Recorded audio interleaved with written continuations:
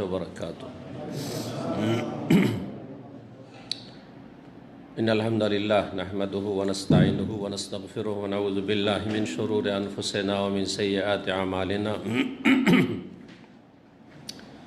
मन यहदिहिल्लाहु फला मुदिल्ल लहु व मन युद्लिल फला हादिय लहु व अशहदु अन ला इलाहा इल्लल्लाहु वहदहु ला शरीक लहु व अशहदु अन्न मुहम्मदन अब्दुहु व रसूलुहु सल्लल्लाहु तआला अलैहि व अला आलिहि व सहबिहि व सल्लम तस्लीमन कसीरा। अम्मा बाद, फ़क़द क़ाल इमामुल बुख़ारी रहमहुल्लाहु तआला किताबुल हैज़ व क़ौलिल्लाहि तआला यसअलूनका अनिल महीज़ क़ुल हुवा अज़न फ़अतज़िलुन निसाअ फ़िल महीज़ व ला तक़रबूहुन्ना हत्ता यत्हुरना फ़इज़ा ततहहरन फ़अतूहुन्ना मिन हैसु अमरकुमुल्लाह इन्नल्लाह युहिब्बुत तव्वाबीन व युहिब्बुल मुतत्तहिरीन। सम्मानित दीनी भातृमंडলী, আল্লাহ রাব্বুল আলামিনের প্রশংসা এবং রাসূলুল্লাহ সাল্লাল্লাহু আলাইহি সাল্লামের উপর সালাতু সালামের পরে আজ চৌথা মুহররম, 4ই মুহররম 1443 হিজরি নতুন বছর আরবি ইসলামিক মাসের মোতাবেক 13ই আগস্ট 2021 জুমাবার আমাদের ধারাবাহিক আলোচনা সহিহুল বুখারীর ব্যাখ্যা পর্ব হচ্ছে হাইজ সম্পর্কে। কিতাবুল হাইজ, মাসিক ঋতু, নারী জাতির মাসিক ঋতু সম্পর্কে এই আলোচনা। পর্ব নম্বর হচ্ছে 6 সহিহ বুখারীর।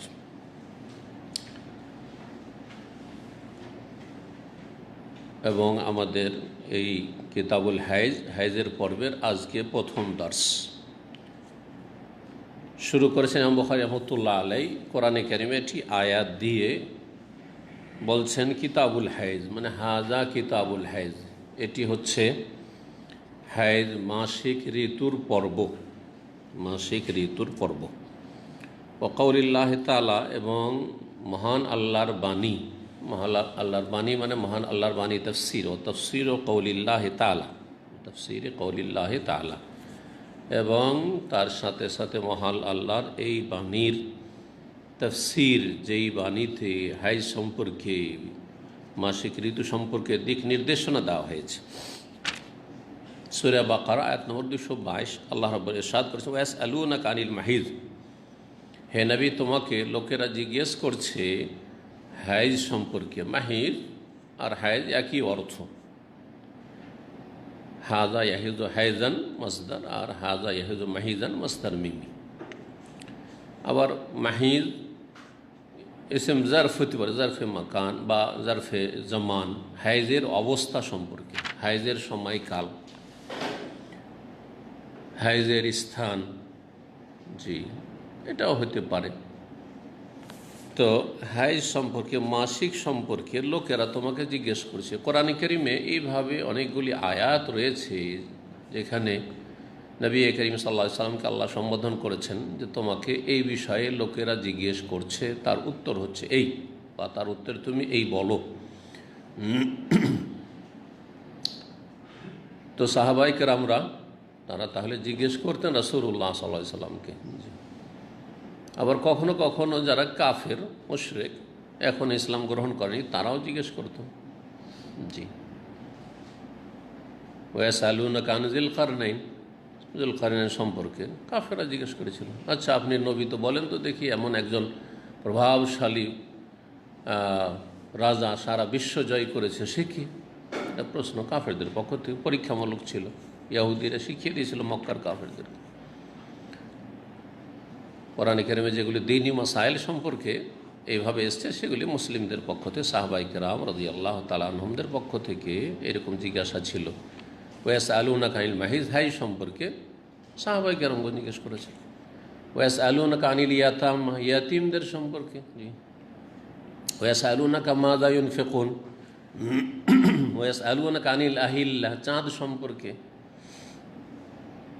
হেলালের বহুবচন আহিল্লা, চাঁদ সম্পর্কে। তো এগুলি রাসূলুল্লাহ সাল্লাল্লাহু আলাইহি সাল্লামকে এইভাবে প্রশ্ন করেছেন।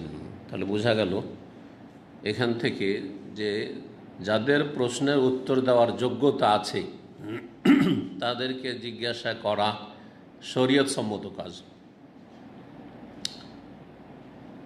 এবং যাদের প্রশ্নের উত্তর দেওয়ার যোগ্যতা আছে তাদের জন্য প্রশ্নের উত্তর দেওয়াটাও হচ্ছে শরীয়ত সম্মত, দেওয়া উচিত। কখনো ফারজে আইন হতে পারে, কখনো ফারজে কিফায়া, জরুরি নয় আমার উপর, আমার মতো অনেকে আছে।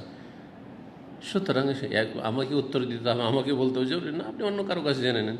জি, সাধারণ অবস্থা ফারজে কিফায়া, কারোর ওপর কোনো ফারজে আইন না যে আমাকে জিজ্ঞাসা না আমাকে উত্তর দিতে হবে। তবে যদি কোনো বিকল্প কেউ না থাকে সমাধান দেওয়ার আর কেউ নেই, তাহলে তখন ফারজে আইন হবে। যেন অন্যায়ের প্রতিবাদ করা, ভালো কাজের উপদেশ দেওয়া সাধারণ অবস্থায় ফারজে কিফায়া। এখানে আপনারা অনেকে আছেন, একটা অন্যায় কাজ একটা লোক করে ফেললো, সবাই মিলে ওর ওপর একবার গরম হয়ে যেতে হবে নাকি, বা সবাই মিলে তাকে উপদেশ দেওয়া শুরু করতে হবে, বা সবাই মিলে ভুলটা ধরতে হবে না, জরুরি না, একজন ধরলেই হলো। কিন্তু কেউ যদি, এটা না ফারজে কিফায়া, কেউ যদি না বলেও ভুল করে গেল, ভুলটার উপর সবাই চুপ থেকে গেল, তাহলে সবাই গুনাহগার। জি, একাই আছেন আপনি, আর একটা লোক আপনার চোখের সামনে ভুল করছে, কেউ দেখলো না, আপনার চোখের সামনে ভুল হচ্ছে। আপনি যে অন্যায়ের প্রতিবাদের 3টা স্তর আছে, তার মধ্যে কোনটা স্তরের লোক? আপনি প্রশাসনের লোক, তাহলে বল প্রয়োগ করে অন্যায়কে নির্মূল, হ্যাঁ? অথবা আপনি অভিভাবক, বাড়ির আপনার ছেলেমেয়েরা এরকম অন্যায় করলো, বল প্রয়োগ করে বাধা দিতে অন্যায়, আপনার স্ত্রী, আপনার ছেলে, এই স্তরের না। আপনি একজন আলেম, আপনি একজন সাধারণ মানুষ, মুসলিম ভাই, আর একজন মুসলিম একটা অন্যায় কাজ করছে, তাহলে দ্বিতীয় স্তরের লোক আপনি হবে লেসানি, কথার দ্বারা। এটাও যদি সম্ভব না হয়, এমন জালেম যদি ওকে বলেন যে আপনি এমন অন্যায়টা কেন করলেন, একটা লোককে ধরেন মারছে, জুলুম অত্যাচার চোখের সামনে হচ্ছে না অনেক সময়, একটা লোকের টাকা পয়সা বা কিছু বেইমানি করলো, এমন কাজটা কেন করলেন, তো আপনারই জীবন নিয়ে টানাটানি হয়ে যাবে। আচ্ছা না, এমন কুখ্যাত সমাজে, তাহলে সেখানে ফাবে কালবেহি, অন্তর থেকে ঘৃণা করে প্রতিবাদ জানাইতে হবে। তো কোন স্তরের লোক আপনাকে প্রথম নির্ণয় করতে হবে, নির্ধারণ করতে হবে, তারপরে আপনার কাজ শুরু করতে হবে। এটা যারা করে না তারাই সীমা লঙ্ঘন করে, তারাই চরমপন্থায় চলে যায়, তারাই তখন আজকালকার সমাজে যারা জঙ্গি, খারেজি, চরমপন্থী, হ্যাঁ, নিজের হাতে নিজের আইনকে উঠিয়ে নেয়, এরা যেমন ধর্মীয় আবেগ নিয়ে, আর একদল হচ্ছে যারা জালেম, বেদিন, হ্যাঁ, যা ইচ্ছা তাই করে, যা ইচ্ছা তাই বলে, তারাও এরকমই।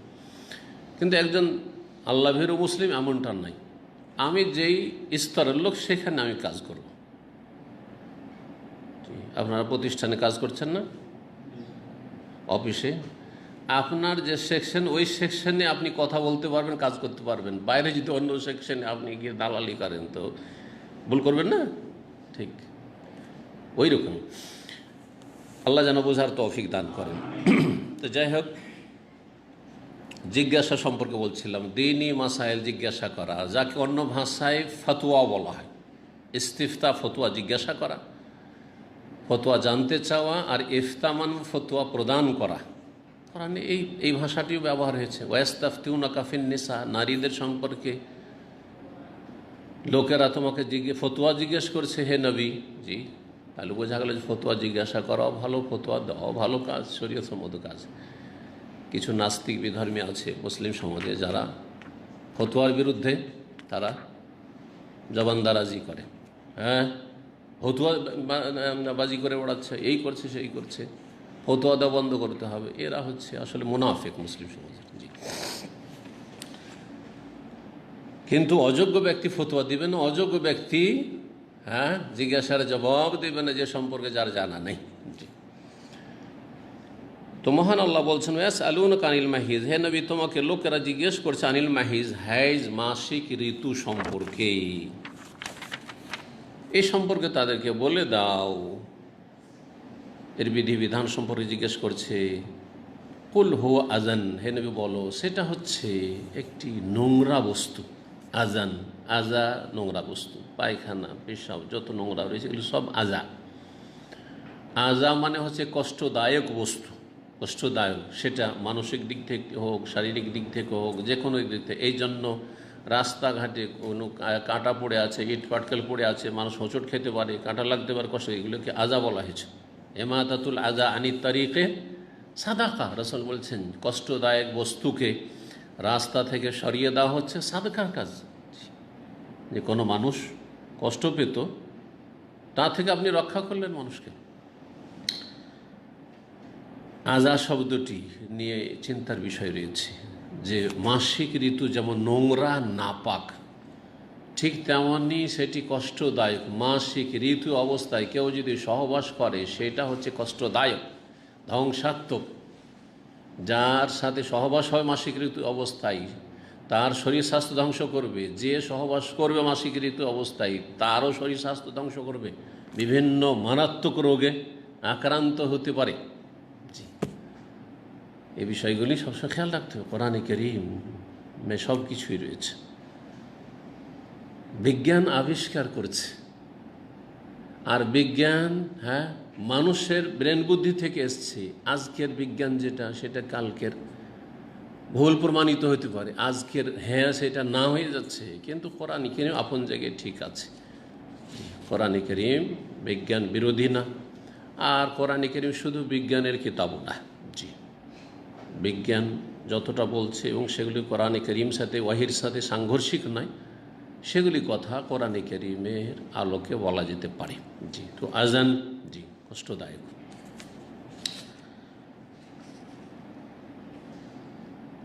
ফাতাজিলুন নিসা ফিল মাহিজ, যখন সেটি হচ্ছে নোংরা নাপাক, এই সেই রক্ত, আর তার সেটি কষ্টদায়ক, সুতরাং তোমরা নারীদের থেকে দূরে থেকো ফিল মাহিজ, হাইজের অবস্থায়, মাসিক অবস্থায় যখন থাকবে তখন তাদের থেকে দূরে থাকিও। এই দূরে থাকা মানে সহবাস থেকে দূরে থাকা। দূরে থাকা মানে তাদের সাথে উঠা বসা থেকে দূরে থাকা নয়, তাদের পাশাপাশি থাকা থেকে দূরে থাকা নয়, তাদের সাথে খাওয়া দাওয়া চলাফেরা ঘুমানো এগুলো থেকে দূরে থাকা নয়, যেমন ইয়াহুদিরা করত। লা ইউআকিলুহুন্না ওয়ালা ইউশারিবুহুন্না ওয়ালা ইউজামিউহুন্না ফিল বুয়ুত। যখন ইহুদিদের নারীদের মাসিক হইতো তখন না একসাথে বসে খেত এক প্লেটে, না একসাথে পানি পান করতো, গ্লাস আলাদা, বাসন আলাদা, সব কিছু খাবার দাবার আলাদা, মজলিস আলাদা, ঘুমাবার জায়গা আলাদা। ওয়ালা ইউজামিউহুন্না ফিল বুয়ুত। আর এক ঘরে এক বাড়িতে বসবাস করতো না, ওর আলাদা ঘর, আর তুই আলাদা ঘরে থাক। দ্বীন ইসলাম মধ্যমপন্থা। ইহুদি এবং খ্রিস্টানদের ধর্মে ছিল বাড়াবাড়ি আর ছাড়াছাড়ি। দ্বীন ইসলামে যেমন বাড়াবাড়ির কোনো অবকাশ নেই, চরমপন্থার কোনো অবকাশ নেই, তখন ছাড়াছাড়িরও কোনো অবকাশ নেই। যেমন শিরক বিদআত হচ্ছে বাড়াবাড়ি, তেমনি বেনামাজি হয়ে যাওয়া, বেদিন হয়ে যাওয়া, ফরজ ওয়াজিবে ঘাটতি করা, হারামে লিপ্ত থাকা, পাপের জীবন যাপন করা, অন্য অন্য যেসব পাপ রয়েছে, যে পাপগুলিকে মানুষ পাপ মনে করে, সেটা হচ্ছে ছাড়াছাড়ি, সেটাও নেই। জি, এই জন্য ফাসেকের জন্য আযাব রয়েছে, আর শিরকারী বেদাতকারীর জন্য আযাব রয়েছে। সত্যিকার মুসলিম ওরা যারা শিরক বেদাতের পথ থেকে বেঁচে থাকে আর অন্য অন্য পাপাচার থেকে বেঁচে থাকে, এটি হচ্ছে মধ্যমপন্থা। ফাতাজিলুন নিসা ফিল মাহিজ, নারীদের থেকে তোমরা দূরে থেকো, আলাদা থাকো, ফিল মাহিজে, হাইজের অবস্থায়, মানে তাদের সাথে সহবাস করিও না। সহবাস ছাড়া সব কিছুই করা যেতে পারে। রাসূলুল্লাহ সাল্লাল্লাহু আলাইহি ওয়াসাল্লাম হাদিস রয়েছে, ইসনাউ কুল্লা শাইইন ইল্লা নিকাহ। স্ত্রীদের সাথে তোমরা মাসিক অবস্থায় সব কিছু করতে পারো, ইল্লা নিকাহ, একমাত্র সহবাস। এখানে নিকাহ মানে সহবাস। নেকার দুটি অর্থ হয়। নেকা মানে আপনারা শুধু বুঝেন কি বিয়ে, তাই না? নেকা মানে বিবাহ শাদী না, নেকা মানে বিবাহ শাদী না, এটা একটা অর্থ। আরেকটা অর্থ হচ্ছে নেকাহ, আসল অর্থ হচ্ছে সহবাস। কারণ বিবাহর মুখ্য উদ্দেশ্য হচ্ছে সহবাস, আর সহবাসের মাধ্যমে নর নারী গুনাহ থেকে বেঁচে থাকে। আর তারপরে সন্তান, ভালো মানুষ ভালো সন্তান চাইবে, আর যারা ভালো মানুষ নাই তারা গরু ছাগলের মতোই চাইবে, বেদিনের মতো চাইবে। তো আর নিকাহুন মানে হচ্ছে সহবাস করা। তো এখানে ইসনাউকুল্লা সে তোমরা সব কিছু করতে পারো, ইল্লা নিকাহ সহবাস ছাড়া। তাই এখানে নিকাহ মানে সহবাস, হাদিস আসলে, তাই না? জি। কোরআনে কারীমের যে তৃতীয় তালাকের কথা আল্লাহ তালাক সম্পর্কে সূরা বাকারা বর্ণনা করেছে, সেখানেও নিকাহ মানে সহবাস। ফাইন তাল্লাকাহা, এক তালাক হয়ে গেল, দুই তালাক হয়ে গেল, হ্যাঁ, দুইবারে, তৃতীয়বারে ফাইন তাল্লাকাহা, তৃতীয় তালাক যদি দিয়ে দেয় কেউ তার স্ত্রীকে, ফালা তাহিল্লুল্লাহ, তার জন্য হালাল হবে না, হাত্তা তানকিহা যাওজান গায়রা, যতক্ষণ পর্যন্ত অন্য স্বামীর সাথে নিকাহ হয়ে সহবাস না হবে। এখানে নিকাহ মানে শুধু বিয়ে হওয়া নয়, তানকিহা বিয়ে হবে যাতে করে তার সাথে সহবাস বৈধ হয়। আর সহবাস বৈধ তখনই, এমন বিয়েতে হবে যেই বিয়ে টেম্পোরারি নয়, কন্ট্রাক্টে শিয়া রাফেজির মতো মোতার বিয়ে নয় যে একদিন, 2 দিন, 10 দিনের জন্য, হ্যাঁ, জেনা নয়, বরং হালাল বিয়ে হবে ইজাব কবুলের মাধ্যমে, হ্যাঁ, ওলির মাধ্যমে, আর তারপর সাক্ষীর মাধ্যমে, আর তারপরে সহবাস হবে। শুধু বিবাহ যথেষ্ট নয়। এই জন্য নবী করিম সাল্লাল্লাহু আলাইহি ওয়াসাল্লাম এই আয়াতের তাফসিরে বলেছেন যে মহিলার এরকম ঘটনা ঘটেছিল, আর মহিলার উদ্দেশ্য ছিল আগের স্বামীর কাছে ফিরে যাওয়া। বিয়ে হয়েছে, বিয়ে হওয়ার পরে তার সাথে সহবাস হয়নি। বলছেন না না না না, ওর মধ্যে পুরুষত্ব নেই, পুরুষত্ব নেই, ওর কাছে আমি থাকবো না, খোলা নিতে আসুন। নবী করিম সাল্লাল্লাহু আলাইহি ওয়াসাল্লাম বললেন, জানতে পেরেছেন যে না, এর সাথে এখনও সহবাস হয়নি, লা হাত্তা তাযুকু ওয়াসাইলাতাহু ওয়া ইয়াযুকু মিন ওয়াসাইলাতিক, অতক্ষণ পর্যন্ত তুমি আগের স্বামীর জন্য হালাল হবে না, যতক্ষণ পর্যন্ত যেই স্বামী তোমাকে এখন বিয়ে করেছে সেই স্বামী তোমার স্বাদ না গ্রহণ করবে আর তুমি তার স্বাদ না গ্রহণ করবে। তার মানে সহবাস হইতে হবে কমপক্ষে একবার। আর তারপরে স্বেচ্ছায় হয় স্বামী তালাক দিয়ে দিল, না হয় স্ত্রী তালাকে নিয়ে নিল, চলল না, সেটা আলাদা। কিন্তু আগে থেকে যে ভাই তুমি 1 দিন 2 দিনের জন্য বিয়ে করো আর তারপরে তালাক দিয়ে দিও, হারাম। এটাই হালালা হিল্লা, এটি লানত, অভিশাপের কাজ। এর ওপরও নবী সাল্লাল্লাহু আলাইহি ওয়াসাল্লামের লানত, আল্লাহর লানত, অভিশাপ রয়েছে। আর কাবিরা গুনাহ ছাড়া সাগীরার উপর কোনো ক্ষেত্রে লানত নেই, অভিশাপ নেই। সুতরাং এটি কাবিরা গুনাহ, একে মাকরুহ বলে চালিয়ে দেওয়া এটি একটি গুমরাহি, যে গুমরাহিটি এক শ্রেণীর আমাদের আলেম সমাজ পর্যন্ত করেছে ভারত উপমহাদেশেই, যাদের নাম বলে কাউকে কষ্ট দিতে চাইছি না। সুতরাং সতর্ক সাবধান তাদের কিতাবাদি থেকে এবং তাদের এই ভুল ইসলামের দিক নির্দেশনা থেকে। মাসিক অবস্থায় তোমরা দূরে থেকো স্ত্রীদের থেকে, ওয়ালা তাকরাবুহুন্না, এবং তাদের কাছে যাবে না। এখন প্রশ্ন হচ্ছে, তাহলে কতদিন আমরা এরকম থাকব?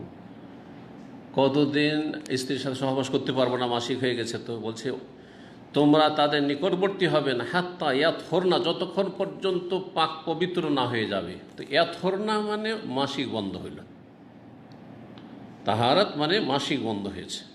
কিন্তু শুধু তাহারাত মাসিক বন্ধ হওয়া না, মাসিক বন্ধ হওয়ার পরে গোসল করা ফরজ। যেমন স্বামী স্ত্রী সহবাসের পরে গোসল করা ফরজ, স্বপ্নদোষ নর নারী কারো হলে গোসল করা ফরজ, তারপরে পাক হবে। ঠিক তেমনি মাসিক বন্ধ হইলে অতক্ষণ পাক পবিত্র হবে না যতক্ষণ পর্যন্ত গোসল না করবে। এই জন্য পরের অংশে আল্লাহ ফায়দা তাতাহারনা, যখন ভালোভাবে পাক পবিত্র হয়ে যাবে, তাতাহারনা। আগেরটা দেখেন হাত্তা ইয়াথোর না, তাহরা ইয়াথোর, কিন্তু পরে হচ্ছে তাতাহারা, তাতাহারা পবিত্রতা অর্জন করা। এক হচ্ছে পবিত্র হয়ে যাওয়া আর এক হচ্ছে পবিত্রতা অর্জন করা, দুটোতে পার্থক্য রয়েছে কোরআন ভাষায়। ইয়াথোর না মাসিক বন্ধ হয়েছে, এখন নাপাকি যেটা আসছিল, নাপাক রক্ত এবং নাপাক অবস্থা যেটা ছিল এখন বন্ধ হয়েছে। ফায়দা তাতাহার, এখন করণীয় কি? এখন পবিত্রতা অর্জন করতে হবে, মানে গোসল করতে। ফায়দা তাসাল না, গোসল করতে হবে।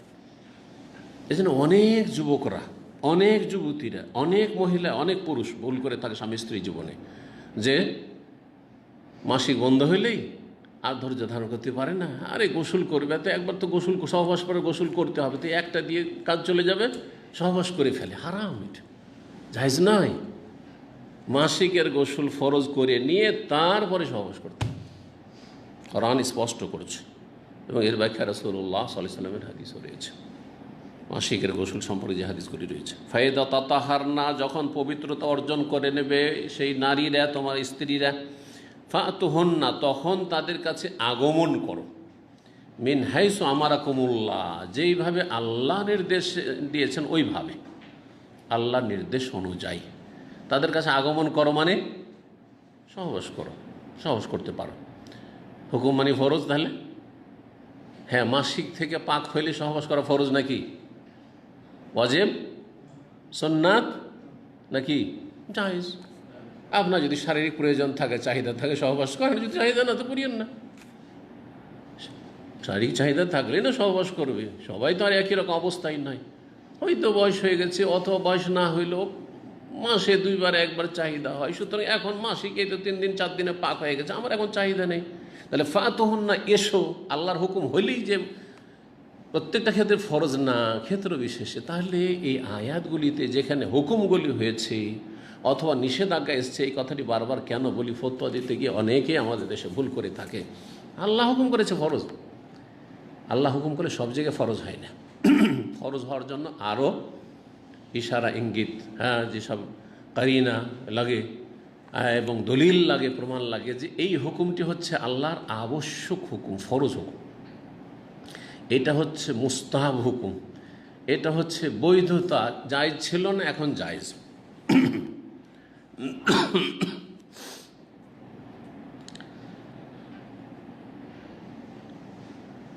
আল্লাহ বলছেন মিন হাইসু আমারাকুমুল্লাহ, যেভাবে আল্লাহ হুকুম দিয়েছেন। কীভাবে আল্লাহ হুকুম দিয়েছেন মানে ক্ষেত্র, জায়গায় ভুল করিও না, যেখানে আল্লাহ আসতে হুকুম করেছেন, অর্থাৎ সামনের দিকে স্থান একটি, ক্ষেত্র একটি। তুমি সামনের দিক থেকে এসো, পিছন থেকে এসো, দাঁড়িয়ে এসো, শুয়ে এসো, বসে এসো, কিভাবে আসো সব জায়েজ, যেটা তোমার জন্য সুবিধা, যদিও তার মধ্যে উত্তম পদ্ধতি সেটা সবার জানা, কিন্তু জায়গা, স্থান মাত্র একটি হইতে হবে। সেটা হচ্ছে যে নারীদের এমন লজ্জায় স্থান যেটাকে আল্লাহ রাব্বুল আলামিন ছেলে মেয়ে জন্মাবার জন্য কি তৈরি করেছেন, ক্ষেত্র তৈরি করেছেন। জি জি, এছাড়া অন্য কোনো রাস্তা নয়। জি, অন্য কোনো রাস্তা নয়। সুতরাং পায়ুপথ নয়, ওরাল সেক্স নয়, যেগুলো নোংরামি, এগুলি ইহুদি নাসারা নোংরাদের কাছ থেকে শেখা, এগুলি ফিল্ম জগতের যারা নোংরা নিকৃষ্ট সমাজের নর এবং নারী, তাদের বদচরিত্র থেকে শেখা। এই ফিল্মের যুগে, এই নোংরামের যুগে, এই পর্নোগ্রাফির যুগে এইসব চরিত্রহীনতা মুসলিম উম্মা এসেছে। না হলে মুসলিম উম্মার একজন রুচিশীল মুসলিম কখন এগুলো কল্পনা করতে পারে না যে ওরাল শেষ করবে। আউযুবিল্লাহি মিনাশ শাইতানির রাজিম। মানুষের একটা ইসলামী মূল্যবোধ হওয়া উচিত, রুচি হওয়া উচিত। জি, আল্লাহ রাব্বুল আলামিন কত পবিত্র করেছেন এই মুখকে, নর হোক আর নারী হোক। জি হ্যাঁ, সুতরাং এই রকম কথা সুবহানাল্লাহ কল্পনা করতে পারে না। এই জন্য আল্লামা আলবানী রাহিমাহুল্লাহ বলেছেন যে এইরকম যারা করে তাদের সঙ্গে জিজ্ঞাসা করা হলে এরা পশু।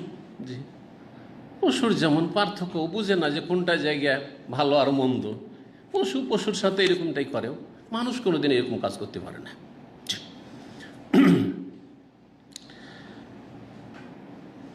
এক শ্রেণীর লোকেরা কিছু আজকাল মুফতি পাওয়া যাবে, হ্যাঁ স্পষ্ট কোথাও তো এরকম কোনো বাধা নিষেধ নেই। আরে এইরকম কল্পনা সাহাবীরা করেননি যে এত নোংরামিতে মানুষ নেমে যেতে পারে, যার ফলে এরকম মাসলা জিজ্ঞাসার কল্পনাতে আসেনি। জি জি, যেখানে শরীয়তের ফিকহি মাসলা মাসাইলে বহু কাল্পনিক মাসাইল, ফরজি মাসাইল ফেকার কিতাব আছে,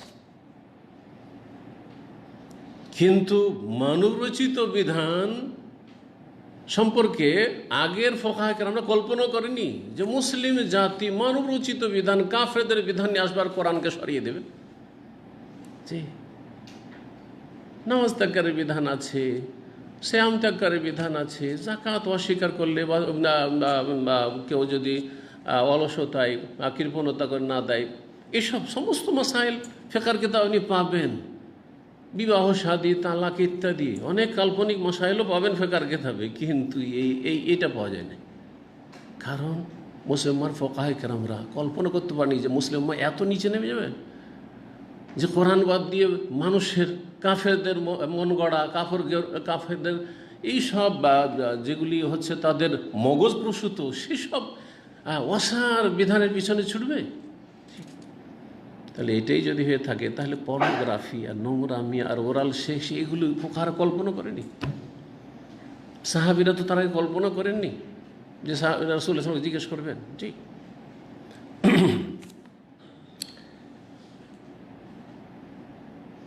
ইন্নাল্লাহা ইউহিব্বুত তাওয়াবিন, নিশ্চয় আল্লাহ রাব্বুল আলামিন বেশি বেশি তওবাকারীদেরকে পছন্দ করেন। যে যত বেশি তওবা করবে তাকে আল্লাহ তত বেশি পছন্দ করেন। কারণ যে তওবা করে সে হচ্ছে বিনয়ী, অহংকারী নয়, অহংকার মুক্ত। সে আল্লাহর গোলামি সবসময় স্বীকার করে। মানুষের এই ভালো স্বভাবগুলি মানুষের আছে, যেমন মানুষের মধ্যে মন্দ স্বভাব আছে তেমন ভালো স্বভাব আছে। একজন মালিক, তার দুটো কর্মচারী আছে বা চাকর আছে। একটা চাকর অবাধ্য, পরখ হয় না মালিকের, আমি আমার মন মেজাজে চলবো, মগজে চলবো, ঠিক আছে, আগে বেড়ে বেড়ে কাজ করে। যদি অনেক সময় ভালো কাজই করে, কিন্তু আগে বেড়ে বেড়ে কাজ করে, আর অনেক বেশি কাজ করে দেওয়ার, অনেক বেশি কাজ করে দেয় ওর প্রতিষ্ঠানের, ওর বাড়ির, কিন্তু নিজের মতকে প্রাধান্য দেয়। আর আরেকজন আছে এক কদম আগে বাড়ায় না, মালিক যা বলে সামি'না ওয়া আতা'না, মালিকের কথা শোনো, মালিকের কথা মানো, এক কদম বিনা পরামর্শে আগে বাড়বো না। কিন্তু কাজে অলস, কাজে অলস, ওইভাবে অ্যাক্টিভ না, সক্রিয়, কাজ বেশি করতে পারে না। আপনি যদি এই মালিক হন, আপনারা প্রত্যেকে যদি এরকম মালিক হয়ে যান, তো এই দুই কর্মচারী, দুই চাকর, কোনটা চাকরকে বেশি ভালোবাসবেন? হ্যাঁ, অলসটাকে। কেন অলস? খুব মানে, যা বলবো তাই, একটা কাজ, একটা কথা এদিক ওদিক করবে না। বোঝা গেছে? ঠিক ওই রকমই শিরিককারী, বেদাতকারী, চরমপন্থী, যে আল্লাহর হক অন্যকে দিয়ে দেয়, হ্যাঁ, তাকে আল্লাহ মাফ করবেন না সহজে। কিন্তু যেই ব্যক্তি আল্লাহর সামনে নিবেদিত, বিনয়ী, আল্লাহর আদেশ নিষেধ সব কিছু শির নত করে মেনে নেয়, কিন্তু ঠিকভাবে পালন করতে পারে না, অলস, ফজরে উঠতে পারে না, চেষ্টা করে, এই না যে উঠবো না, এক হচ্ছে উঠবো না, গেল, ও আগে থেকে নিয়ত খারাপ আছে, ও হচ্ছে সে অসৎ কর্মচারী, সে হ্যাঁ বাড়াবাড়িকারী। কিন্তু আরেকটা উঠার চেষ্টা আছে, কিন্তু ঘুমে এত ভারী, বেচারা উঠতেই পারে না, চেষ্টা করে, তো অনেক ক্ষেত্রে পেরে ওঠেন না, অনেক ক্ষেত্রে ভুল হয়ে যায়, ভুল হইলে ভুল স্বীকার করে সাথে সাথে। আল্লাহ ভালোবাসবেন না? এ হচ্ছে তাওয়াবিন, তাওয়াকারী। যতই ভুল হোক না কেন, যত ভুল হোক তত বেশি তওবা করে। এই জন্য তাওয়াবিন না, তায়েবিন আল্লাহ বলেননি, বেশি বেশি তওবাকারী। বেশি বেশি ভুল হইলে তো বেশি বেশি তওবা করছে, আর ভুল না হইলেও বেশি বেশি তওবা করছে। এমনি ভুল হয়ে গেলে তওবা করা ফরজ, বুঝতে পারছেন যে ভুল হয়েছে, ভুল না হইলেও বেশি বেশি তওবা করা হচ্ছে মুস্তাহাব, নফল কাজ এবং নেকির কাজ। ইন্নাল্লাহ ইউহিব্বুত তাওয়াবিন, নিশ্চয় আল্লাহ রাব্বুল আলামিন বেশি বেশি তওবাকারীদেরকে ভালোবাসেন, পছন্দ করেন। ওয়া ইউহিব্বুল মুতাতাহহিরিন, এবং বেশি বেশি পবিত্রতা অর্জনকারী বা ভালোভাবে সুন্দরভাবে পবিত্রতা অর্জনকারীদেরকে ভালোবাসেন, যারা যত্ন সহকারে পবিত্রতা অর্জন করে, উযু করে তখন সুন্দর করে, কিন্তু ওয়াসওয়াসার শিকার হবে না, ধুইলাম কি ধুইলাম না, হইল কি হইল না, বারবার উযু করছেন, না না, তখন ওয়াসওয়াসা রোগ হয়ে গেছে। কিন্তু সুন্দর করে উযু করছেন, সুন্নতি তরিকায় উযু করছেন, সুন্নতি তরিকায় আপনি গোসল করছেন, সুন্নতি তরিকায় তায়াম্মুম করছেন, আর সুন্দর করে করছেন, কোনো জায়গায় শুকনো না থাকে, এমন তাড়াহুড়া করলেন না যে অযত্ন হয়ে গেল। যখন গোসল ফরজ হয়েছে, গোসলটা সুন্দর করে ফরজ গোসল আদায় করলেন, সেই ক্ষেত্রে সালাতের সময় চলে যাচ্ছে আর আপনি অলসতা দেখাচ্ছেন, এমনটা নয়। এরা হলে মুতাতাহহিরিন, যত্ন সহকারে যারা পবিত্র অর্জন করে তাদেরকে ভালোবাসেন। এই ছিল আয়াত কোরআনে কারীমের মাসিক ঋতু সম্পর্কে। 1 নম্বর অধ্যায় ইমাম বুখারী রাহিমাহুল্লাহ বলছেন বাবুন কাইফা কানা বাদুল হাইজ, এই অধ্যায় হচ্ছে যে হাইজের সূচনা কেমন করে হয়েছিল, হাইজ শুরু কিভাবে হয়েছিল, প্রথম হাইজ কখন শুরু হয় আর কিভাবে শুরু হয়। এই নিয়ে দুটো মত রয়েছে, নবী করিম সাল্লাল্লাহু আলাইহি সাল্লামের হাদিসে এসেছে, হাদিসটা সামনে সনদ সহ আসছে, হাদিসের ওই অংশটুকু শুধু সংক্ষেপে এখানে উল্লেখ করছেন। তরজমাতুল বাবে মানে অধ্যায়ের আন্ডারে নবী সাল্লাল্লাহু আলাইহি সাল্লামের বাণী, হাজা শাইউন, এই মাসিক ঋতু হচ্ছে এমন এক বস্তু, কাতাবাহুল্লাহ আলা বানাতে আদম, যা আল্লাহ লিখে দিয়েছেন, বিধিবদ্ধ করে দিয়েছেন, আলা বানাতে আদম, আদম আলাইহিসসালামের মেয়েদের ওপর, আদম আলাইহিসসালামের মেয়েদের ওপর কি করেছেন, লিখে দিয়েছেন আল্লাহ। লিখে দিয়েছেন আল্লাহ, লিখা হচ্ছে দুই রকম, একটা হচ্ছে সৃষ্টিগত লিখা, যেমন তকদিরের লিখনি যেগুলো, এগুলো সৃষ্টিগত লিখা, হ্যাঁ। আর এক হচ্ছে শরীয়তের লিখা, হচ্ছে কোতেবা আলাইকুমুস সিয়াম, তোমাদের উপর সিয়ামকে কি করা হয়েছে, লিখে দেওয়া হয়েছে, মানে ফরজ করে দেওয়া হয়েছে, এটা শরীয়তি ফরজ, শরীয়তি লিখনি। কোতেবা আলাইকুমুল কিসাস, তোমাদের জন্য হত্যার বদলে হত্যা, কিসাস লিখে দেওয়া হয়েছে, বুঝতে পারলেন না, লিখা এটা লিখে দেওয়া হচ্ছে শরীয়তি ফরমান, সহজ ভাষায় আল্লাহর আদেশ নিষেধ। আরেকটি হচ্ছে আল্লাহর পক্ষ থেকে ভাগ্যের লিখনি, তকদিরের লিখনি।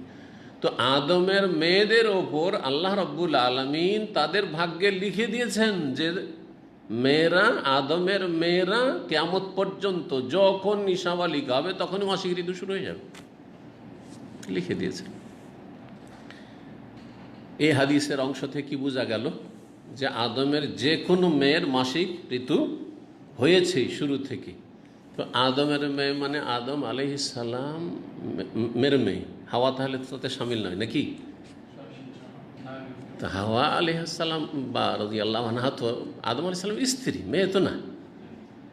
তো এখানে মেয়ে বলতে শুধু আদমের অরুসজাত মেয়ে নয়, যে হাবিল কাবিল যেমন ছেলে ছিল তেমনই যে মেয়েগুলি হলো, আর তারপরে মেয়ে কিয়ামত পর্যন্ত যত মানব সন্তান সেগুলি সব আদম সন্তান, সব আদম সন্তান আমরা।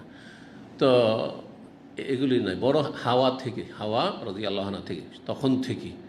হ্যাঁ, তো হাওয়াকে কেন আদমের মেয়ে বলা হলো? আদমের অরুসজাত মেয়ে না হইলেও আদম পুরুষ, এবং এই মানব জাতি আদম থেকে আদমি মানুষ। হ্যাঁ, তো মানুষ জাতির মেয়ে যত হবে, মানব জাতির কন্যা সন্তান হাওয়া থেকে শুরু করে কিয়ামত পর্যন্ত যে কেউ হোক না কেন, তাদের উপর আল্লাহ বিধিবদ্ধ করে দিয়েছেন। আল্লাহ লিখনি হচ্ছে এই মাসিক ঋতু। প্রথম মাসিক তাহলে হয়েছে হাওয়া রাদিয়াল্লাহু তাআলা আনহা। এটি শক্তিশালী মত। ওয়াকালা বাদহুম, কিছু কিছু ওলামারা বলেছেন না না, আগের যুগে মহিলাদের মাসিক হইতো না। যুগ যুগ ধরে আদম আলাইহিস সালামের যুগ থেকে শুরু করে মূসা আলাইহিস সালামের যুগ পর্যন্ত, বনি ইসরাইল পর্যন্ত, বা মূসা আলাইহিস সালামের আগে ইয়াকুব আলাইহিস সালাম পর্যন্ত, কারণ বনি ইসরাইল ইয়াকুব আলাইহিস সালামের, তো ইয়াকুব আলাইহিস সালাম পর্যন্ত, এই পর্যন্ত মাসিক ছিল না। তারপরে বনি ইসরাইলদের বদামলের কারণে তাদের মহিলাদের প্রথম মাসিক শুরু হয়। এইটি একটি মত। কানা আউয়ালু মা উরসিলাল হাইজু আলা বনি ইসরাইল, তাদের মত হচ্ছে সর্বপ্রথম মাসিক ঋতু নির্ধারণ করা হয়, পাঠানো হয়, মানে নির্ধারণ করা হয় আলা বনি ইসরাইলদের উপর। কাল আবু আবদুল্লাহ, ইমাম আবু আবদুল্লাহ আল ইমাম আল বুখারী রাহিমাহুল্লাহর যে উপনাম কুনিয়াত, তিনি বলছেন ও হাদিসুন নবী সাল্লাল্লাহু আলাইহি ওয়াসাল্লাম আকসারু, নবী সাল্লাল্লাহু আলাইহি সাল্লামের হাদিস হচ্ছে সর্বাধিক গ্রহণযোগ্য। আকসারও মানে সংখ্যার দিক থেকে নয়, বরং শক্তির দিক থেকে বেশি শক্তিশালী। যে নবী সাল্লাল্লাহু আলাইহি ওয়াসাল্লাম আদমের মেয়েদের মাসিক হয় বলেছেন, সুতরাং আমরা কেন যাব যেন বনি ইসরাইলদের যুগে শুরু হয়েছে, সেই উক্তি নিতে। এখন সংক্ষেপে বলি দু একটি কথা এই মাসিক ঋতু সম্পর্কে। মাসিক আরবিতে কি বলা হয়? হাইদ। জি, হাইজ শব্দটি হাদা ইয়াহিদু হাইজান, হাইজের শাব্দিক অর্থ হচ্ছে আসাইলান ওয়াল জারায়ান, প্রবাহিত হওয়া, বহে যাওয়া কোনো কিছু। হাদাল ওয়াদি আরবরা বলে উপত্যকায় পানি প্রবাহিত হয়েছে। তো মাসিক ঋতু প্রবাহিত হয়ে আসে, সেজন্য মাসিক ঋতুকে মাসিক ঋতু বলা হয়।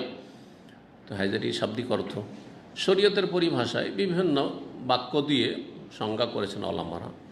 দামুল হাইজে দামুন, তার মধ্যে মাসিক ঋতু এমন একটি রক্ত, মাসিক ঋতুর যে রক্ত সেটি এমন একটি রক্ত, ইয়াখরুজু মিন কারি রাহেমিল মারআহ, নারী জাতি রাহেমের গভীর স্থান থেকে যেটা বেরিয়ে আসে, সেটা বেরিয়ে আসে কোত্থেকে? রাহেম, জরায়ুর ভেতর থেকে। জরায়ুর ভিতর থেকে, জরায়ুর বাইরে থেকে নয়। আর জরায়ুর যে দেয়াল রয়েছে, সাইড রয়েছে, সেগুলিতে যে শিরা অপশিরা রয়েছে সেগুলি থেকে নয়, সেগুলির প্রদাহ বা সেগুলির ইনফেকশন নয়। ফি আওয়ানিল হাইজ, মাসিক ঋতুর নির্দিষ্ট সময়কালে, বা ফি আওকাতিন মুতাদা বা মালুমা, নির্দিষ্ট সময়কালে, যখন তখন না, গোটা মাস গোটা বছর চলছে এমনটা নয়। তার জন্য একটা নির্দিষ্ট সময় প্রত্যেক সাবালিকা মেয়ের আছে, যেই সময়টাতে এই মাসিক ঋতু এসে থাকে। এটি হচ্ছে সংজ্ঞা। তো মহিলাদের একটি রক্ত হচ্ছে হাইজ, মাসিক ঋতু। দ্বিতীয় রক্তের নাম হচ্ছে আল ইস্তিহাজা। কি? ইস্তিহাজা। ইস্তিহাজা রক্ত বলছে দামুল ইস্তিহাজাতে দামুন। ইস্তিহাজা রক্ত হচ্ছে এমন একটি রক্ত, যেই রক্ত ইয়াখরুজু মিনাল ইরকিল আজেল,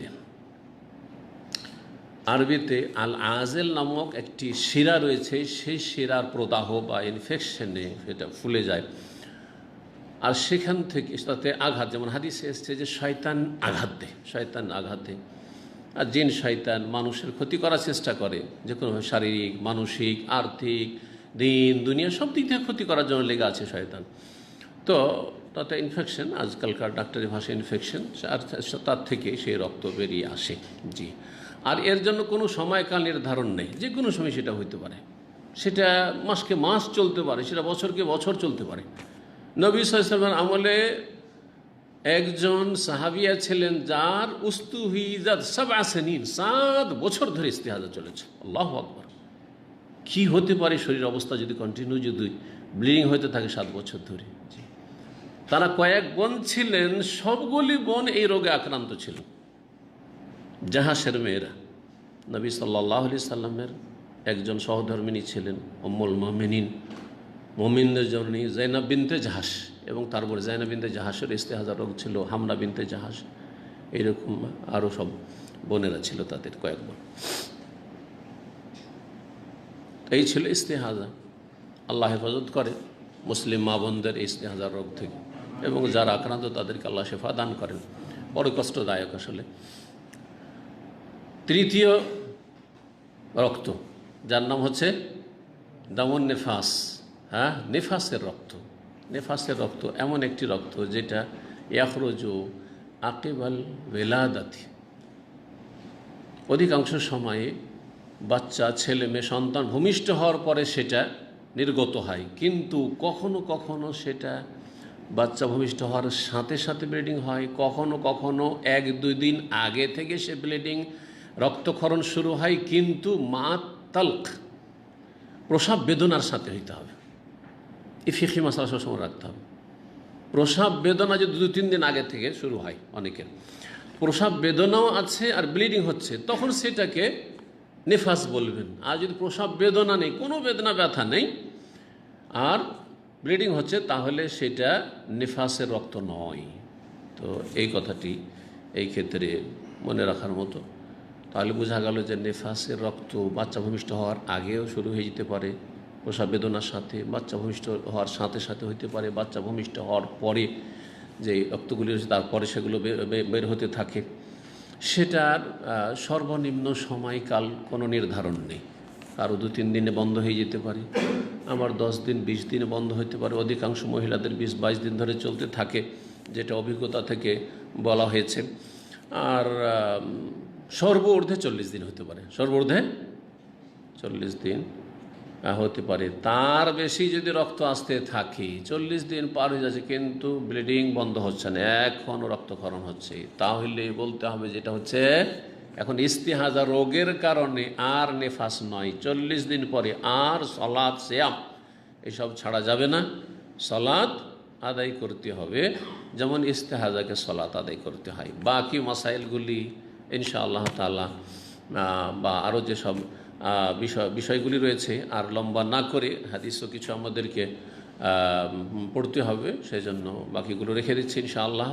মাসিক ঋতু সম্পর্কে যে হাদিসগুলি ইমাম বুখারী রাহিমাহুল্লাহ নিয়ে এসেছেন সেগুলি শেষ হওয়ার পরে শেষ দিকে যতগুলি মাসাইল থাকবে ইনশাআল্লাহ বিশদভাবে আলোচনার চেষ্টা করব। আল্লাহ যেন তৌফিক দান করেন।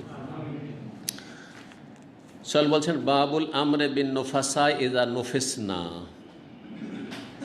এই অধ্যায় হচ্ছে ঋতুবতী বা নেফাস যে মহিলাদের হয় তাদের সম্পর্কে নির্দেশ, যখন তাদের নিফাস অথবা ঋতু শুরু হবে তাদের সম্পর্কে বিধান কি, যে তারা শরীয়তের মাসাইলের ক্ষেত্রে তাদের কি মাসাইল রয়েছে। হাদিস রয়েছে হজ সম্পর্কে, যে হজের কোন কোন বিধানগুলি করতে পারবে আর কোনটা করতে পারবে না। তো 294 নম্বর হাদিস বর্ণনা করেছেন প্রখ্যাত তাবী ফকিহ আলেম কাসিম বিন মোহাম্মদ। তিনি বলছেন, সামিআতু আয়েশা রাদিয়াল্লাহু তাআলা আনহাকে বলতে শুনেছি, তাকুল খারাজনা, আমরা বেরিয়েছিলাম হজের উদ্দেশ্যে, লা নারা ইল্লাল হজ, উদ্দেশ্য আমাদের একমাত্র হজ ছিল। প্রথম যখন মদিনা থেকে বেরিয়েছে রাসূলুল্লাহ সব সাহাবায়ে কেরামরা, তখন তারা হজের উদ্দেশ্যে বেরিয়েছেন, মানে হজে ইফরাদের নিয়ত, হজে তামাত্তুর কেউ নিয়ত করেননি। কারণ যে হজের মাসে হজের মৌসুমে কেউ উমরা করবে আর বিশেষ করে তামাত্তু হজ করা মাঝখানে হালাল হবে, এটাকে জাহিলিয়াতের যুগে যে রীতিনীতি ছিল, হজের প্রথা ছিল, তাতে এটাকে মিন আফজারিল ফুজুর, বড়ই পাপের কাজ, অন্যায় কাজ মনে করা হইত, ঘৃণার চোখে দেখা হইতো এটাকে। কেন? তারাও হজ করত, ইব্রাহিম আলাইহিস সালামের ধর্মের অবশিষ্ট অনেক কিছু ভালো পালন করত, তার সাথে মন্দের সংমিশ্রণ ঘটিয়ে একাকার করে দিয়েছিল হক বাতিলের কাফেররা। তো তারা বলতো যে হজে এসেছে, আসার পরে এহরামে থাকবে না, এসে মক্কায় হালাল হবে, আর হালাল হওয়ার পর স্ত্রী সম্ভোগ করবে, তো এখানে স্ত্রী সম্ভোগ করতে এসছে না হজ করতে এসছে, এই ধরনের যুক্তি পেশ করতো। তো এইরকম খোঁড়া যুক্তি তো খুব এমনি তো সুন্দর লাগছে শুনতে, তাহলে যুক্তিতে যে মুক্তি বিদাতপন্থীরা বলে, এই যুক্তিতে মুক্তি কিন্তু মক্কার কাফেররাও খুঁজত, বোঝা গেছে না? যুক্তি যদি ওহীসম্মত না হয়, দলিল সম্মত না হয়, তো যুক্তির কোনো মূল্য নেই, মনে রাখতে হবে। এই যুক্তিটাকে ফেলে দেওয়ার, যে হজে এসছো না খেল তামাশা করতে এসছো, যে হোটেলে তুমি এখানে বিবি নিয়ে তুমি এখানে আমোদ ফুর্তি করবে, কথাটা খারাপ কি? তাই বলে কি হজে তামাত্তু করবে? হজে তামাত্তু সবচেয়ে উত্তম। নবী সাল্লাল্লাহু আলাইহি ওয়াসাল্লাম পরে সবকে হজে তামাত্তু করালেন মক্কা আসার পরে যখন ওহী আসলো। তো আগের নিয়মেই সবাই হজের নিয়তে এসেছেন, হজের নিয়তে এসেছেন, হজে ইফরাদ। হজে কারণে যদিও মাঝখানে হালাল হতে পারবে না, কিন্তু হজ মৌসুমে এসে উমরা, আর এত সুবিধাবাদী হলে চলবে? আর একটা যুক্তি, যে একই সফরে এসে হজও করে যাবার উমরাও করবে, এটা চলবে না। তুমি উমরা করবে, একটু কষ্ট করো, আবার আসো মদিনা থেকে, আবার 8 দিন আসতে, 8 দিন যেতে, 15-16 দিন এইসব কষ্ট করো, তারপর আবার উমরা করে যাও। কিন্তু হজ মৌসুমে শুধু হজ, দূর থেকে আসবে, এইরকম করা। এই ছিল জাহেলি যুগের নিয়ম নীতি। সুতরাং হজে কেরান আর তামাত্তু না, লা নারা ইল্লাল হজ, আমরা সবাই হজের উদ্দেশ্যে এসেছি। ফালাম্মা কুন্না বিসারিফ, যখন সারেফ নামক স্থানে এসেছি, সারেফ নামক স্থানটি মক্কা থেকে বেরিয়ে মদিনার রাস্তায় আসলে, এখন মক্কা তো অনেক লম্বা হয়ে গেছে, সম্প্রসারিত হয়ে, মক্কা শহর মোটামুটি শেষ হলেই একটা জায়গা আছে সারেফ নামক। এই জায়গাটি আমি চিনতে পারি এই জন্য যে এই সারেফ নামক স্থানে রাসূলুল্লাহ সাল্লাল্লাহু আলাইহি ওয়াসাল্লাম সর্বশেষ যে বিবাহ করেছেন, সর্বশেষ কাকে বিবাহ করেছেন এটা জানেন কেউ? সিরাত আয়েশা। আরে কে বললো যে আয়েশা? হ্যাঁ হ্যাঁ, আল্লাহ বিসমিল্লাহ, সর্বশেষ স্ত্রী হ্যাঁ, চলে একটা গুলি মারলে তো 9টা গুলিতে তো একটা তো লেগে যাবে ভাই, 11টার মধ্যে 11টা হলে তো একটা গুলি লেগে যাবে। তো অনেকে আছেন তো 10-11টা গুলি মারেন, এক দুটা হয়ে গেছে, খাদিজা হয়েছে, আয়সা হয়েছে, সওদা হয়ে গেল, আরও কিছু, চল সাফিয়া ওটাও হয়ে গেল, চলে। হ্যাঁ, সাফিয়া রাজি আল্লাহ তাআলা ইহুদির মেয়ে ছিলেন খাইবারের, তো খাইবারের সফরে তো মক্কার এখানে সারিফা কি করতে বিয়ে করতে আসবে। হ্যাঁ হ্যাঁ, আর একটা কে বলে মাইমুনা, শান্ত, মাশাআল্লাহ, দেখলেন গুলি মারাতে কাজ হয়েছে। আমি বললাম না, মাইমুনা রাজি আল্লাহ তাআলা সর্বশেষ বিয়ে করেছেন। জি, তো মাইমুনা রাজি আল্লাহ তাআলা আনহাকে বিয়ে করেছেন এই সারিফ নামক স্থানে। সেখানে স্বামী স্ত্রীর দুজনের বাসর হয়েছে, এখানে বিয়ে করেছেন। আবার সুবহানাল্লাহ, নবী সাল্লাল্লাহু আলাইহি ওয়াসাল্লামের ইন্তেকালের পরে দীর্ঘ সময় পরে তার ইন্তেকাল ওই জায়গাতেই হয়েছে। এই মক্কার সফরে ছিলেন, মদিনা থেকে মাইমুনা রাদিয়াল্লাহু আনহা, ওখানে ইন্তেকাল হলে ওইখানেই দাফন আছে, ওইখানেই কবর আছে। জি, তো এই জন্য আমি ওই জায়গাটা ভালো করে চিনি। জি, মাইমুনা রাদিয়াল্লাহু তাআলা সেখানে কবর আছে, আর এর সাথে সিরাতুন নবী সাল্লাল্লাহু আলাইহি ওয়াসাল্লামের একটা গভীর সম্পর্ক রয়েছে। এই সারিফ নামক স্থানে এসে মক্কার কাছাকাছি প্রায়, তখন বলছেন হিজতো, মা আয়েশা বলছেন যে আমার মাসিক ঋতু চলে আসলো, হজে এসেছি, এহরাম বেঁধেছেন কোত্থেকে? হ্যাঁ, জুলহুলাইফা থেকে। জুলহুলাইফা যে আবিয়ারি আলী আজকাল বলা হচ্ছে, যেটা এখন মদিনার ভিতরে ঢুকেছে, তখন মদিনার ভিতরে ছিল না। জি, ফাদাখাল আলাইয়া রাসূলুল্লাহ, রাসূলুল্লাহ আমার কাছে প্রবেশ করলেন, ওয়া আনা আবকি, তখন আমি কান্না করছিলাম।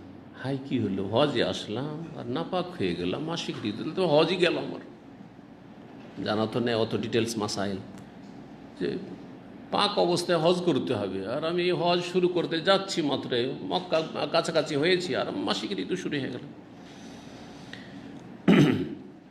কাঁদছেন তিনি। ফাকালা, নবী সাল্লাল্লাহু আলাইহি ওয়াসাল্লাম বলে, মা লাকে, কি ব্যাপার তোমার, কি হয়েছে? আর নোফেস্তে, তোমার কি মাসিক ঋতু হয়ে গেছে? এখানে নোফেস্তে মানে আহিজতে, তাহলে এখান থেকে বোঝা যায় যে হাইজকে, মাসিক ঋতুকে আরবিতে নেফাসও বলা হয়েছে। নবী সাল্লাল্লাহু আলাইহি ওয়াসাল্লাম নিজেই ভাষা প্রয়োগ করেছেন, হাইজকে নেফাসও বলা হয়েছে, কিন্তু সূক্ষ্ম অর্থে নেফাস হচ্ছে যে বাচ্চা ভূমিষ্ঠ হওয়ার পরে যে রক্তক্ষরণ হয়, সেটা হচ্ছে নেফাস। কুল, তো আমি বললাম হ্যাঁ জি, আমার মাসিক ঋতু চলে এসছে। কালা, তখন নবী সব সান্ত্বনা দিলেন যে এটা শুধু তোমার নয়, ইন্না হাজা আমরুন, এটি এমন একটি বিষয়, কাতাবাহুল্লাহ আলা বানাতে আদম, যা আল্লাহ লিখে দিয়েছেন আদমের মেয়েদের ওপর। আদমের মেয়েদের আল্লাহ কি করেছেন, লিখে দিয়েছেন, হবেই এটা।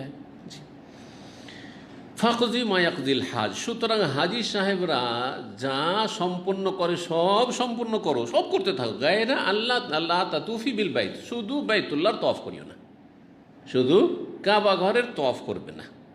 সুবহানাল্লাহ, তাহলে যতগুলি কাজ আছে কাবা ঘরের তওয়াফ ছাড়া, এমনকি সাফা মারওয়া সাই করা যেতে পারে, কিন্তু সাফা মারওয়া সাইটা যেহেতু তওয়াফের তাবে, মানে তওয়াফ করার পরে, সেই জন্য হয়তো করবেন না। এখন যদিও একবারে মিলে গেছে বাইতুল্লাহর সাথে, মানে কাবা ঘরে যে মসজিদে হারাম তার সাথে কিন্তু মিলিয়ে দেওয়া হয়েছে সাফা মারওয়াকে, একসময় মিলা ছিল না, অনেক দূরে ছিল। আপনার খোলা যদি ময়দান হইতো, তাহলে আপনার যে কাবা ঘর যেটা কিবলা, সেখান থেকে আপনার ওই সাফা আর মারওয়া অনেক দূর মনে হবে, কিন্তু ভিতরে যাচ্ছেন, বুঝতে পারছেন না যে কত দূরে। বাইরে ছিল, একেবারে উঁচা নিচা ছিল, পাথর ছিল। এই তো হয়তো অল্প কিছুদিন, 60-70 বছর আগে দেখবেন যে একদম বাইরে ছিল, আর তারপরে সেটা কোনো পাকা করা ছিল না। আর এসি তো দূরের কথা, আর ছায়া তো দূরের কথা।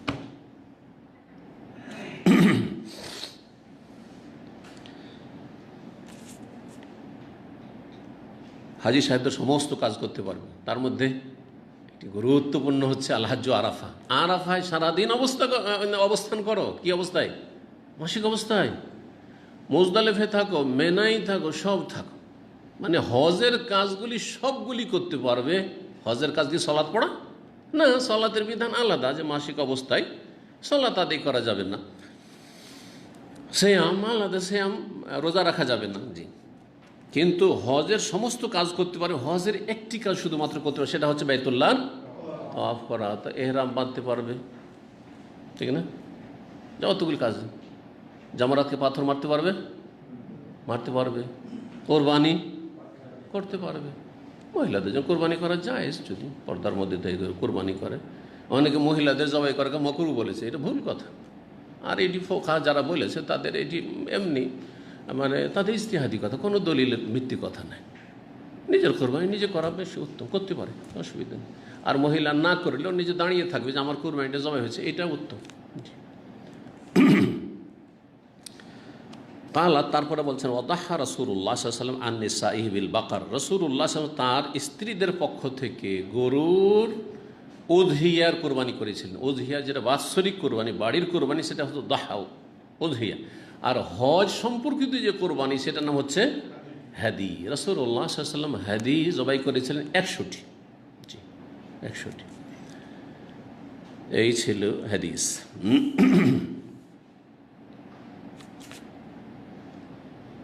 2 নম্বর অধ্যায় বলছেন বাবু গাসলিল হায়েজের আসা জৌজিহা ওয়া তারজিলিহি। এই অধ্যায় হচ্ছে যে ঋতুবতী মহিলা স্বামীর মাথা ধুয়ে দিতে পারে।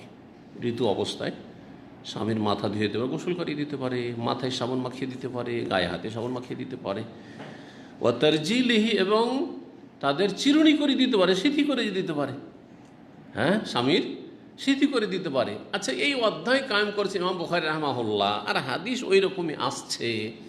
তার মানেই নবী সাল্লাল্লাহু আলাইহি সাল্লামের আমলে উম্মাহাতুল মুমিনিন এবং সাহাবী মহিলা যারা ছিলেন রাদিয়াল্লাহু তাআলা আনহা, তাদের সচরাচর আমল ছিল যে স্বামীকে গোসল করিয়ে দিতেন, স্বামীর মাথায় পানি দিয়ে দিতেন এবং স্বামীর সিথি করে দিতেন। এগুলো করতেন না? নাহলে এমনি কেন অধ্যায় আসবে? তারপরে ইমাম বুখারী রাহমাহুল্লাহর যুগে ছিল, বরং আপনার আমার বাপ দাদার যুগেও আমরা দেখেছি। নানা নানি দাদা দাদি ওদেরকেও অনেকে দেখেছি। কিন্তু এখনকার মহিলারা এই স্মার্টফোনের ফিতনার যুগে তুমি তোমার কাজ করো, আমি আমার কাজ। বরং অনেক মহিলারাই মনে করে, অধিকাংশ বলবো না, আর কেউ বললে বেশি ভুলও হবে না, কিন্তু অনেক মহিলারাই মনে করে যে স্বামী স্ত্রীর জীবন শুধু ওই আপনার কি বলছে শয্যা সঙ্গী হওয়ার জন্য, ব্যাস অতটুকুতে সীমিত। আর কোনো হকুক নেই, একে অপরের প্রাপ্য নেই, অধিকার নেই। স্বামী যেমন তেমন স্ত্রী। শুধু মহিলাদের দোষ দেব না, স্বামী আসলো বাইরে থেকে, ও মোবাইল নিয়ে ব্যস্ত আছে। হয়তো পানি রাখা আছে, ও তো জানে যে কোনখানে পানি রাখা আছে। ওর কাপড় চোপড় রাখা আছে, ও তো জানে যে অমুক জায়গায় ওর কাপড় চোপড় রাখা আছে, ও কাপড় বদলাবে। খাবার দাবার রাখা আছে, এমনও খাবার দাবারও পরিবেশন করে না অনেকে, ও তো জানে যে ওইখানে কিচেনে খাবার রেডি আছে।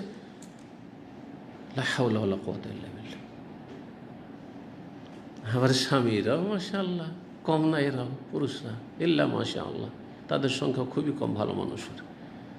সারাদিন থাকলো না, আসলো সারাদিন পরে একটু সময় দেবে স্ত্রীকে, কথা বলবে, না এসে হয় টিভি চালিয়ে দিল, না হলে আবার টিপি করছে। ওর হিসাব নিকা সারাদিনও শেষ হয়নি, ও দুনিয়ায় চলছে ওর।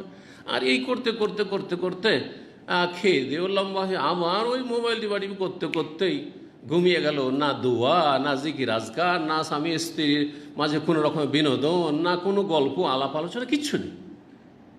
এ হচ্ছে আজকাল অধিকাংশ লোকের দাম্পত্য জীবন। কি করে শান্তি আসবে? না মানসিক শান্তি রয়েছে, না শারীরিক শান্তি রয়েছে, কোনো শান্তি নেই। পয়সাতে কোনোদিন শান্তি দিতে পারে না।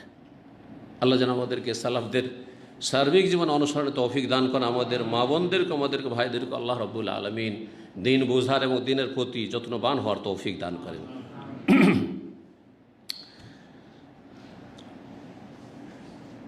বলছেন মা আয়েশা রাদিয়াল্লাহু আনহা কালা, তিনি বলছেন কুনতু উরাজ্জিলু রাসা রাসূলিল্লাহ সাল্লাল্লাহু আলাইহি ওয়াসাল্লাম, আমি রাসূলুল্লাহ সাল্লাল্লাহু আলাইহি ওয়াসাল্লাম মাথার চিরুনি করে দিতাম। ওয়া আনা হায়েজুম, এমন সময় যখন আমি ঋতুবতী থাকতাম, মাসিক অবস্থায় আমি রাসূলুল্লাহ সাল্লাল্লাহু মাথার কি করে দিতাম? চিরুনি করে দিতাম। শুধু তাই নয়, বাড়িতে নয়, বরং রাসূলুল্লাহ সাল্লাল্লাহু আলাইহি ওয়াসাল্লাম মসজিদে নববীতে ইতিকাফ অবস্থায় থাকতেন, আসছে হাদিস। আর মা আয়েশা রাদিয়াল্লাহু আনহার কক্ষ মসজিদের সাথে লাগা। মা আয়েশা রাদিয়াল্লাহু আনহা এই ঋতুবতী অবস্থায় নিজের কক্ষে থাকতেন, নবী সাল্লাল্লাহু আলাইহি ওয়াসাল্লাম মাথার একটু বাড়িয়ে দিতেন, মা আয়েশা হাত বাড়িয়ে দিতেন, আচরণ করে দিতেন। হাত তাহলে ঋতুবতী অবস্থায় হাত মসজিদের ভিতরে ঢুকছে, কোনো অসুবিধা নেই। ইন্না হাইদাতাকে লাইসাত ফি ইয়াদিক, তোমার মাসিক তোমার হাতে লেগে নেই, কথা বলেছেন রাসূলুল্লাহ সাল্লাল্লাহু আলাইহি ওয়াসাল্লাম। নাওয়েলিনিল খুমরা, যখন নবী সাল্লাল্লাহু আলাইহি ওয়াসাল্লাম বললেন যে আয়েশা তুমি ওই যে পাটিটা মসজিদে আছে ওইটা দাও তো একটু, বলছেন ইয়া রাসূলুল্লাহ আমি তো ঋতুবতী অবস্থায় আছি, আমাকে আমি মসজিদে আপনাকে পাটি কেমন করে চাটাইটা দেবো? মানে তোমার হাতে হাইজ লেগে আছে, মাসিক লেগে আছে, তুমি হাত বাড়িয়ে ওখান থেকে নিয়ে দিয়ে দাও। কথা বোঝা গেছে না? জি, দিন এত সহজ। 296 নম্বর হাদিস, উরওয়া বলছেন রহমতুল্লাহ আলাইহি আন্নাহু সুইলা, তাকে জিজ্ঞাসা করা হয়, এই উরওয়া ইবনে জুবাইর রহমতুল্লাহ আলাইহি তিনিও 7 জন যে প্রখ্যাত তাবেঈনদের জামানার ফুকাহা ছিলেন, আমি অনেক সময় তাদের কথা বলেছি আপনাদেরকে, তাদের একজন ছিল উরওয়া ইবনে জুবাইর। হুম ওবায়দুল্লাহ, উরওয়া, কাসিম, সুলাইমান, আবু বকর, সুলাইমান আবু বকরিন, হ্যাঁ হ্যাঁ, হুম ওবায়দুল্লাহ, হ্যাঁ উরওয়াত, কাসেমু, সাঈদুন, আবু বকরিন, সুলাইমান ও খারেজা। জি, কবিতা একটি আছে, ইজা কিলা মান ফিল ইলমি সাবআতু আবহরি, যদি তোমাকে জিজ্ঞাসা করা হয় যে এলমের সাগর কারা ছিলেন তাবেঈনদের আমলে, ফাকুল, তখন তুমি উত্তরে বলো হুম ওবায়দুল্লাহ, ওবায়দুল্লাহ ইবনে আব্দুল্লাহ ইবনে উতবা বিন মাসউদ, সাঈদুন, ওবায়দুল্লাহ, হুম ওবায়দুল্লাহ, উরওয়া, এই উরওয়া ইবনে জুবাইর, হ্যাঁ, কাসিম বিন মুহাম্মদ বিন আবি বকর, আবু বকর রাদিয়াল্লাহু তাআলা আনহুর, হ্যাঁ, পোতা নাতি, ছেলের ঘরের। আর সাঈদুন, সাঈদুল মুসাইয়্যিব, আবু বকরিন, হ্যাঁ, সুলাইমান, সুলাইমান আসার, ও খারিজা, খারিজ ইবনে যায়েদ ইবনে সাবিত রাদিয়াল্লাহু তাআলা আনহু। এই 7 জন বড় বড় ইমাম, আলেম, ফুকাহা ছিলেন সাহাবায়ে কেরামদের জামানায়। তারা সাহাবায়ে কেরামদের এলমগুলি তাবেঈনদের পর্যন্ত পৌঁছিয়েছেন, বা তাদের চাইতে যারা জুনিয়র তাবেঈন ছিলেন, তারা জুনিয়র তাবেঈনরা এই সিনিয়র 7 জন তাবেঈন থেকে এলেম হাসিল করেছেন। আর তারপরে এই এলেমগুলি তখন ইমাম মালিকের কাছে পৌঁছেছে, ইমাম আবু হানিফার কাছে পৌঁছেছে, অন্য আইম্মায়ে কেরামদের কাছে পৌঁছেছে, এইভাবে এলেম পৌঁছেছে পরম্পরা। উরওয়া ইবনে জুবাইর রাদিয়াল্লাহু তাআলা আনহুমাকে জিজ্ঞেস করা হয়, আন্নাহু সুইলা, জিজ্ঞাসা, আতাখদুমুনিল হায়েযু, ঋতুবতী মহিলা কি আমার খেদমত করতে পারবে, ঋতু অবস্থায় খেদমত করতে পারবে, মানে আমার স্ত্রী? আও তাদনু মিন্নিল মারআতু ওয়াহিয়া জুনুবুন, অথবা গোসল ফরজ অবস্থায়, হ্যাঁ, সহবাস হয়েছে আর তারপর গোসল এই অবস্থায় কি আমার স্ত্রী আমার কাছাকাছি হতে পারবে, আমার সংসর্গে আসতে পারবে, কাছাকাছি গায়ে গা লাগানো ইত্যাদি এসব? ফাকাল উরওয়া, আরও বলেন, কুল্লু যালিকা আলাইয়া হাইয়্যিন, এই সমস্ত কিছু আমার কাছে সহজ, মানে সবগুলি জায়েজ, কোনো ব্যাপার না। আবার বলি কোনো ব্যাপার না, ঠিক বললেন যে কুল্লু যালিকা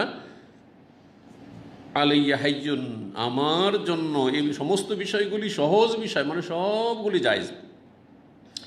কুল্লু যালিকা তাখদুমুনি, আর এই সমস্ত অবস্থায় আমার খেদমত করতে পারে আমার স্ত্রী, মাসিক অবস্থায় খেদমত করতে পারে, গোসল ফরজ আছে খেদমত করতে পারে। তাহলে আবার বলছি, গত সপ্তাহে বলেছি যে গোসল ফরজ আছে, স্বামী স্ত্রীর সহবাস হয়েছে, আর আমাদের সে শাশুড়িরা বৌমাকে কিচেনে ঢুকতে দেবেন না, হ্যাঁ, ভাত খুলতে দেবেন না, পাকশাক করতে দেবেন না, আর উঠানে চলাফেরা করতে দেবেন না, আর কি যে তারা গরম হয়, কি যে তারা অত্যাচার চালায় মানসিক, আর তাদের অশ্লীল কথা। জি, এসব অনেক জাহিল মহিলারা আমাদের সমাজে করতো, মনে করে যে নাপাক হওয়ার সাথে সাথে কী করতে হবে, গোসল করতে হবে, অথচ উজু করে নিলে সবচাইতে ভালো। আর কেউ যদি উজু নাও করে তবুও আগামী সময় কিসের সালাতের সময় আসা পর্যন্ত, নামাজের সময় আসা পর্যন্ত বিলম্ব করতে পারে গোসলে।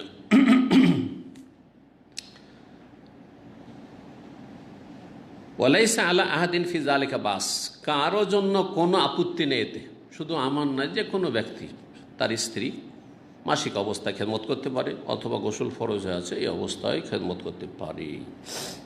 আখবারাতনি আয়েশা, এখন দলিল বলছেন, দলিল কি বলছেন? আমাকে আয়েশা রাদিয়াল্লাহু আনহা জানিয়েছেন, আন্নাহা কানাত তুরাজ্জিলু রাসূলুল্লাহ সাল্লাল্লাহু আলাইহি ওয়া হাইল, তিনি ঋতুবতী অবস্থায় রাসূলুল্লাহ সাল্লাল্লাহু আলাইহি ওয়াসাল্লামের সিথি করে দিতেন, চুল আঁচড়িয়ে দিতেন।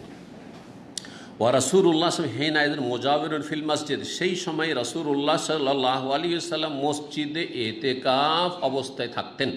মুজাবির মানে মুতাকিফ, জাওয়ার মানে প্রতিবেশী হওয়া, মসজিদের প্রতিবেশী বা মসজিদে অবস্থানকারী, অবস্থান করা। এখান থেকে যার মানে প্রতিবেশী বা জিরান, বহুবচন। ইউদনি লাহার আসা, কেমনভাবে? মসজিদে ঢুকে যেতেন না, রাসূলুল্লাহ সাল্লাল্লাহু আলাইহি ওয়াসাল্লাম তাঁর মাথাটি কি করতেন? কাছে করে দিতেন। ওয়াহিয়া ফি হুজরাতিহা, মা আয়েশা রাদিয়াল্লাহু আনহা তখন তার নিজ কক্ষে হতেন। নবী সাল্লাল্লাহু আলাইহি ওয়াসাল্লামের বিবিগণের কক্ষগুলি একবারে লাইন ধরে মসজিদে নববীর যখন কিবলামুখী হয়ে দাঁড়াবেন তখন বাম দিকে লাইন ধরে 9টা কক্ষ তৈরি করা ছিল, ছোট্ট ছোট্ট, একটা করে রুম, ছোট্ট, সেই যুগের ছোট্ট রুম, 2 জন মানুষ ঘুমাতে পারবে, তার বেশি না। এই জন্য বিছানা বিছিয়ে দেওয়ার পরে রাসূলুল্লাহ সাল্লাল্লাহু আলাইহি ওয়াসাল্লাম তাহাজ্জুদের সালাতে উঠতেন মা আয়েশার কক্ষে, তো সিজদা করার জায়গা হইতো না। তাহলে কত ছোট রুম ছিল, কত ছোট রুম ছিল। তখন কী করতেন? মা আয়েশা পা লম্বা করে থাকতেন, কারণ অনেকক্ষণ লম্বা তিনি তেলাওয়াত করবেন, লম্বা রুকু সিজদা করবেন, তো লম্বা তেলাওয়াত ততক্ষণ পর্যন্ত পা গুটিয়ে কতক্ষণ রাখা যায়, পা লম্বা রাখতেন। যখন রাসূলুল্লাহ সাল্লাল্লাহু আলাইহি ওয়াসাল্লাম সিজদার সময় হইতো, তো সিজদায় গেলে কি করতেন? তখন একটু তাকে ইশারা করতেন, তার পায়ে হাত দিলে বুঝতে পারতেন যে এখন সিজদায় যাবে, তো আমাকে পাটা কি করতে হবে? গুটিয়ে নিতে হবে। জি, তখন পা গুটিয়ে নিতেন। জি, এই ছিল সাদা সিধা জীবন, কিন্তু তাতে ছিল শান্তি, দাম্পত্য জীবনে সুখ শান্তি ছিল। এক সময় আমাদের বাপদাদারা খড়ের বাড়িতেও বাস করেছে, অনেকে দেখেছেন, তাই না? কিন্তু খুব শান্তি। আজকালকার আপনার যে আপনি স্বামী স্ত্রী জীবনে যতটা শান্তি, তার চেয়ে অনেক শান্তিতে তারা ছিল। তারা ডাল ভাত, শুকনো রুটি খেয়ে, লবণ রুটি খেয়ে, লবণ ভাত খেয়ে, মাড় ভাত খেয়ে অনেক সুখে শান্তিতে ছিল। জি, আর এখন মানসিক অশান্তির শেষ নেই, কারণ মনের চাহিদা অনেক বেশি বেড়ে গেছে। মানুষের মনের চাহিদা যদি বেশি বাড়িয়ে দেয় তাহলে তার মন ভরানো যাবে না। জাহান্নাম ছাড়া বা মাটি ছাড়া, দুনিয়ায় মাটি আর আখেরাতে জাহান্নাম।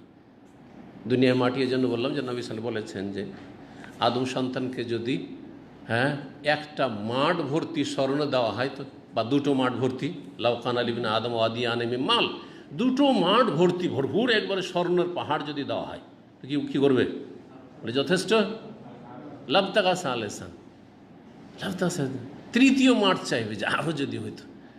তাহলে কেমন করে পেট ভরবে? বলছে ওয়ালা ইয়ামলা জাওফা ইবনে আদম ইল্লা তুরাব, মাটি দিয়ে ভর্তি হবে। কবরে গেলে জি ভরে যাবে, কবরে গেলে ভালো মন ভরে যাবে, যা পাওয়ার তখন সঙ্গে পেয়ে গেছে। আফজা ইলা মাকাদ্দাম, যা করে এসছে পেয়ে গেছে, এখন উচিত শাস্তি। যে দুনিয়াদার তার আখেরাতে জাহান্নাম পেট ভরাবে, জি ভরিয়ে দিবে। আল্লাহ হেফাজত করে বলে আলামিন আমাদের। কি বলছিলাম? যে রাসূলুল্লাহ সাল্লাল্লাহু আলাইহি ওয়াসাল্লামের যে বিবিদের কক্ষগুলি লাইন ধরে ছিল, যে বাম দিকে, খেয়াল করবেন, রওজায় দাঁড়িয়েছেন না সালাত আদায় করার জন্য রওজায়, তো রওজায় দাঁড়ালে, প্রথম দিয়ে রওজায় দাঁড়ালে বাম হাতে যেখানে নবী সাল্লাল্লাহু আলাইহি ওয়াসাল্লামের কবর, আবু বকর, ওমর, 3 জনের যে কবর রয়েছে, তো এটা হচ্ছে কার কক্ষ? মা আয়েশা রাদিয়াল্লাহু আনহার কক্ষ। আর তারপরে তখন অন্যান্য বিবিদের কক্ষ, একসাথে 9 বিবি থেকেছেন, একসাথে 11 জন একত্রিত হননি, 2 জন আগে ইন্তেকাল করেছেন যেহেতু, সেই জন্য এই 9 বিবির 9টা কক্ষ ছিল বাম দিকে। বাম দিকে যতদূর মধ্যে এই যে কক্ষ ছিল, দেখেন এই জন্য মহিলা সেকশনটা বাম দিকে, দেখছেন না? তার পাশেই কিন্তু মহিলা সেকশন। তো ওই নবী সাল্লাল্লাহু আলাইহি ওয়াসাল্লামের বিবিগণের যে এইভাবে কক্ষগুলি চলে গেছে, ওই দিকে মহিলা সেকশনটা আছে, মহিলারা ওই দিক দিয়েই এই রওজাতে তাদেরকে ঢুকানো হয়। জি,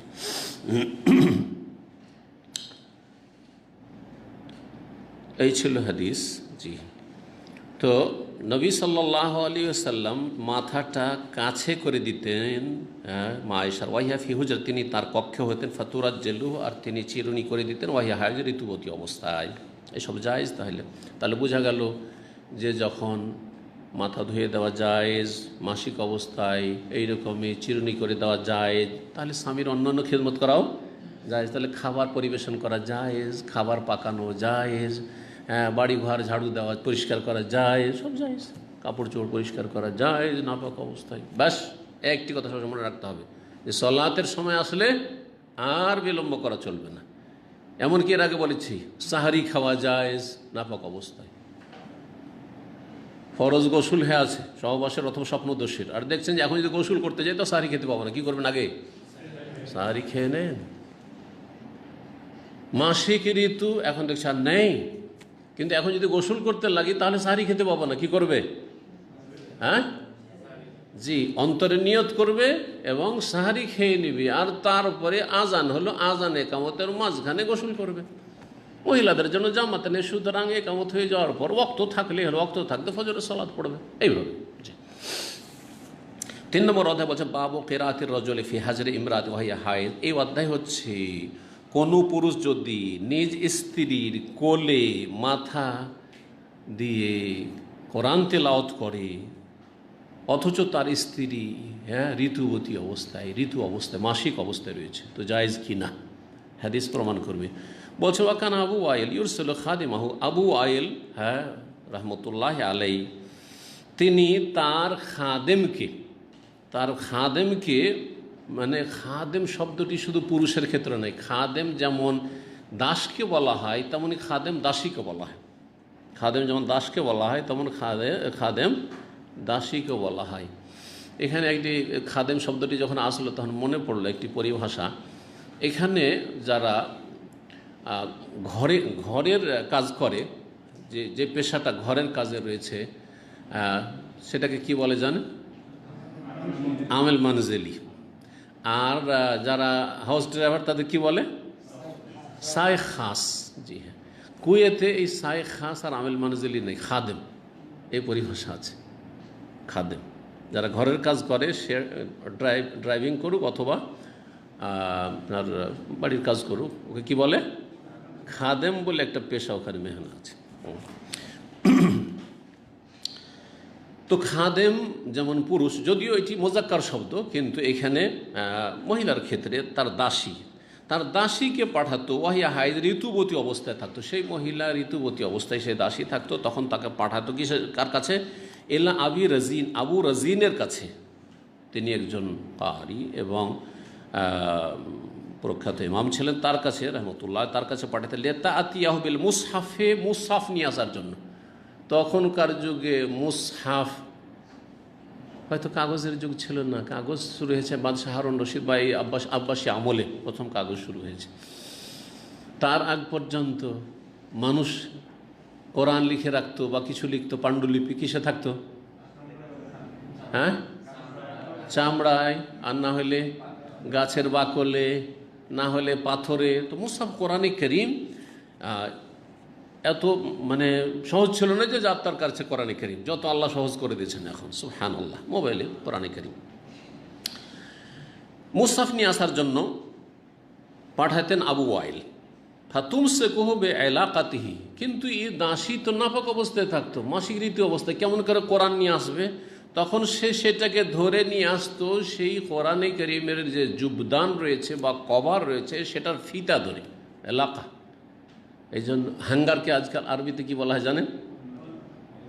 আল্লাকা বলা হয়। আল্লাহ মানে লটকানো, ঝুলানো। তো একসময় কোরআনে কারীম আমাদের জন্য কেনাটা, আমরা ছোটোকালে দেখেছি কোরআনে কারীম কেনাটা গরিবদের জন্য খুব কষ্টকর ছিল। আর যারাও মধ্যম শ্রেণীর, যারা আর্থিক দিক থেকে, তারা একটা কোরআন কিনে ওই ছেলেও পড়লো, তারপর আরও কয়েক ছেলে হয়তো ওইটি কোরআন নিয়ে পড়ছে। আজকাল এক ছেলে কয়েকটা কোরআন ওর জন্য লাগছে, একটা শেষ করলো ও ছিঁড়ে ফেলে দিল, তারপর আরেকটা নিয়ে আসতে হলো, আরেকটা নিয়ে আসতে হলো, করছে না? তখনকার যে কোরআন দেখেছেন, কোরআনের উপর একটা কভার, হ্যাঁ, বাঙালি সমাজে দেখুন এখনও মনে হয় কোথাও কোথাও আছে, জুবদান বলে বা জুজদান বলে কোন এলাকায়, আমাদের আঞ্চলিক ভাষায় জুজদান বলে, জুবদান লেখকরা লিখেছেন।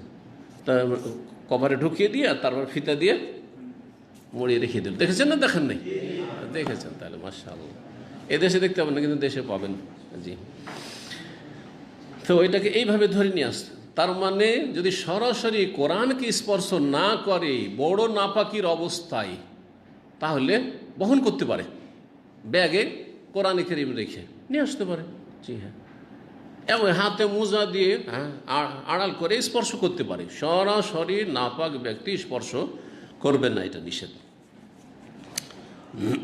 297 নম্বর হাদিস বর্ণনা করছেন মনসুর বিন সাফিয়া আন্না উম্মাহু হাদ্দাসাতহু, এই সাফিয়ার ছেলে মনসুর তার মা তাকে হাদিস বর্ণনা করেছেন। তারা মায়ের কাছ থেকে এলেম শিখতো তাহলে সালাফদের যুগে, সাহাবায়ে কেরাম তাবেঈনদের যুগে, যেই মায়েরাও সেই যুগের ফাকিহা আলেমা হইতো, ছেলে মেয়েদেরকে দিন শেখাইতো, হাদিস বর্ণনা করতো। তার মা তাকে হাদিস বর্ণনা করেছে, কারণ তার মা আয়েশার কাছে সহজে শিখতে পেরেছে, মহিলার কাছে। বলছেন কি বর্ণনা করেছেন, আন্না আয়েশা তাহাদ্দাসাত, আয়েশা রাদিয়াল্লাহু আনহা তাকে বর্ণনা করেছেন, মানে তার মাকে, মনসুরের মা সাফিয়াকে, আন্না নবী সাল্লাল্লাহু আলাইহি ওয়াসাল্লাম কানা ইয়াত্তাকিউ ফি হাজরি, নবী সাল্লাল্লাহু আলাইহি ওয়াসাল্লাম আমার কোলে হেলান দিয়ে থাকতেন, ওয়ানা হাইজুন, এমন সময় যখন আমি ঋতুবতী হইতাম, সুম্মা ইয়াকরাউল কোরআন, তারপরে হেলান দিয়েই কোরআনে কারীম কী করতেন, তেলাওয়াত করতেন। তো কোনো স্বামী তার স্ত্রীর রানের উপর মাথা দিয়ে কোরআন তেলাওয়াত করে কোলে, মানে রানের উপর মাথা দিয়ে, যেটা মাসিক ঋতু যেখান থেকে নির্গত হচ্ছে সেটার কাছাকাছি, একেবারে নাপাক স্থান যেটা সে তার কাছাকাছি, সেইখানে মাথা রেখে কোরআনে কারীম তেলাওয়াত করছে, এটা আপত্তিকর নয়। জি, এই জন্য বিষয়টি স্পষ্ট করা জরুরি, কারণ অনেকে এটা মনে করতো, এটা কেমন কথা হইলো যে এইখান দিয়ে নাপাক নির্গত হচ্ছে আর ওখানে মাথা দিয়ে কোরআনে কারীম তেলাওয়াত করবে, এটা ঠিক না। বলতে পারতো না কেউ, প্রমাণ হয়ে গেল যে না জায়েজ, অসুবিধা নেই। জি, 4 নম্বর অধ্যায় বলছে বাবু মান সাম্মান নেফাসা হাইজান। এই অধ্যায় হচ্ছে যে কেউ যদি মাসিক ঋতু হাইজকে নেফাস বলে তো বলা জায়েজ কিনা ভাষাগত দিক থেকে। আগের হাদিসটা আসছে, এর আগে আসলো না, আনোফেস্তে, তোমাকে নেফাস চলে এসছে মানে হাইজ চলে এসছে।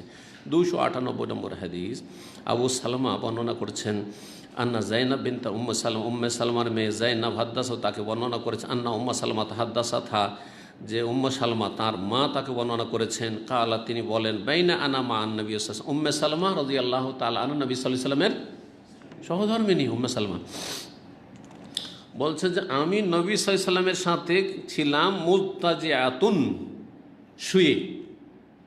শুয়েছিলেন, স্বামী স্ত্রী এক বিছানায় শুয়েছিলেন, ফি খামিসাতিন, বরং একই চাদরে। এই জন্য স্বামী স্ত্রী একমাত্র এক চাদরে শুইবে, আর অন্য কারো সাথে এক চাদরে শুইবেন না। এই মাসআলা আমাদের বাঙালি জাতির অনেকে জানেন না, আর অনেকে জানার ধার ধারে না, অনেকে জানলো আমল করে না। 2 ভাই এক ল্যাপে এক কম্বলে শুয়ে আছে, করছে না? হ্যাঁ, তারপরে 2 বোন 3 বোন একসাথে শুয়ে আছে, না, এরকমটা ঠিক নয়। নবী সাল্লাল্লাহু আলাইহি ওয়াসাল্লাম হাদিস কি রয়েছে, 10 বছর বয়স হলে যেমন চাপ সৃষ্টি করে প্রয়োজন হলে মার দিতে হয় সালাত পড়াইবার জন্য, তাহলে ওয়াজরেবুহুম আলাইহিম আবনাউ 10 শ্রেণী, 10 বছর হলে মার দিয়ে নামাজ পড়াও। মার দাও মানে প্রথমেই মার দেওয়া নয়, যদি দুষ্টামি করে তাহলে, পড়তে না চায় তাহলে একটু ভয় দেখাইতে হবে আদব দেওয়ার জন্য। কিন্তু মারের প্রয়োজন অধিকাংশ ক্ষেত্রে হয় না। 7 বছর থেকে যদি নিয়মিত শুরু করে থাকেন ট্রেনিং করাতে, তাহলে আর মার দেওয়ার প্রয়োজন হয়তো হবে না। কিন্তু কিছু বাঁকা আছে, সেই বাঁকাগুলিকে সোজা করার জন্য একটু হয়তো চাপ লাগবে, সেই জন্য ওটা বলা হয়েছে। আর কি বলেছেন, ওয়াফাররিকু বাইনাহুম ফিল মাদাজি, যখন 10 বছর বয়স হয়ে যাবে তখন তাদের বিছানাগুলি পৃথক পৃথক করে দাও। জি, মা ছেলে হইল, মার 12 বছর 14 বছরের ছেলে একসাথে শুয়ে থাকছে, হ্যাঁ, বাপ 14-15 বছরের ছেলে নিয়ে শুয়ে থাকছে না। খালাতো ভাই মামাতো ভাই, মামাদের বাড়িতে গিয়ে মামাতো ভাইদের সাথে, খালাতো ভাইদের সাথে, ফুফুর বাড়ি ফুফাতো ভাইদের সাথে একই কম্বলে একই শীতকালে 2-3 ভাই শুয়ে আছে, না জায়েজ কাজগুলো। কি জন্য 10 বছর থেকে? কারণ 10 বছর থেকে নিয়ে 15, 18, 20 এই বয়সগুলি এমন একটা বয়স, যেই বয়সগুলিতে দিনের তেমন জ্ঞান থাকে না, আল্লাহর ভয় ভীতি থাকে না, কিছু দিনের জ্ঞান থাকলেও ওইভাবে থাকে না, তারপরে ওই ভয় ভীতিটা থাকে না। এখন উঠতি বয়স, এই সময়টাই যদি এইভাবে সয়, তাহলে চারিত্রিক পদস্খলনের কি রয়েছে, আশঙ্কা রয়েছে। সেই জন্য এই আশঙ্কা মুক্ত রাখতে হবে, এই সন্দেহ নয়, মোটেই নয়। এটা হচ্ছে ভালো তরবিয়ত। এই জন্য আরব দেশগুলিতে যদি আরবদের বাড়িতে যান, প্রত্যেকের সেপারেট কিন্তু সিঙ্গেল খাট আছে। যাদের বিয়ে শাদী হয়নি, কি সিঙ্গেল খাট আছে। কিন্তু আমাদের দেশে সিঙ্গেল খাটের প্রচলন খুব কম। বড় বড় খাট, এই পালং খাট আর বড় বড় চকি আর বড় বড় আপনার ওই সব খাট, দামি দামি খাট, আর ওতে একসাথে 3জন 4জন শুইতে পারবে। আর একই চাদরে মোটেই ঠিক নাই। তো বলছেন যে শুয়েছিলাম আমি নবী সাল্লাল্লাহু আলাইহি ওয়াসাল্লামের সাথে ফি খামিসাতিন, একটি চাদরে। হিজতো, হঠাৎ করে আমার মাসিক চলে এসছে। ভাবলেন যে আমি নবীর সাথে শুয়ে থাকবো এই অবস্থায়। ফানসালালতু, চুপ করে আমি বেরিয়ে পড়লাম, চুপ করে কম্বল বা চাদরের তলা থেকে বেরিয়ে পড়লাম। ফাখাজতু সিয়াবা হাইজ, তারপরে আমার মাসিকের কাপড় আমি পরিধান করলাম। বোঝা গেল যে মাসিক চলে আসলে তাদের কাপড় তো আর বেশি ছিল না, তো একটা কাপড় ভালো পাক পবিত্র কাপড় আছে যে ওটা দিয়ে সবসময় যাতে সালাত আদায় করা যায়। আর মাসিকের কাপড় যেগুলো হয়তো পুরান টুরানো হয়ে আছে ওই ধরনের কাপড়, ওই কাপড়টা পরে তখন মাসিক অবস্থায় থাকতেন। ফাঁকা আল্লাহ নবী সাল্লাল্লাহু আলাইহি ওয়াসাল্লাম যখন টের পেলেন যে ও তো চট করে বিছান থেকে সরে পড়লো, আর নফেস্তে, কী ব্যাপার তোমার কি মাসিক হয়ে গেছে? এই যে নেফাস বললেন, মাসিক কি? কুল, তো তখন আমি বললাম, উম্মে সালামা বলছেন রাদিয়াল্লাহু আনহা, নাম, হ্যাঁ, ফাদাআনি, বললেন এসো এসো এসো, ডাকলেন।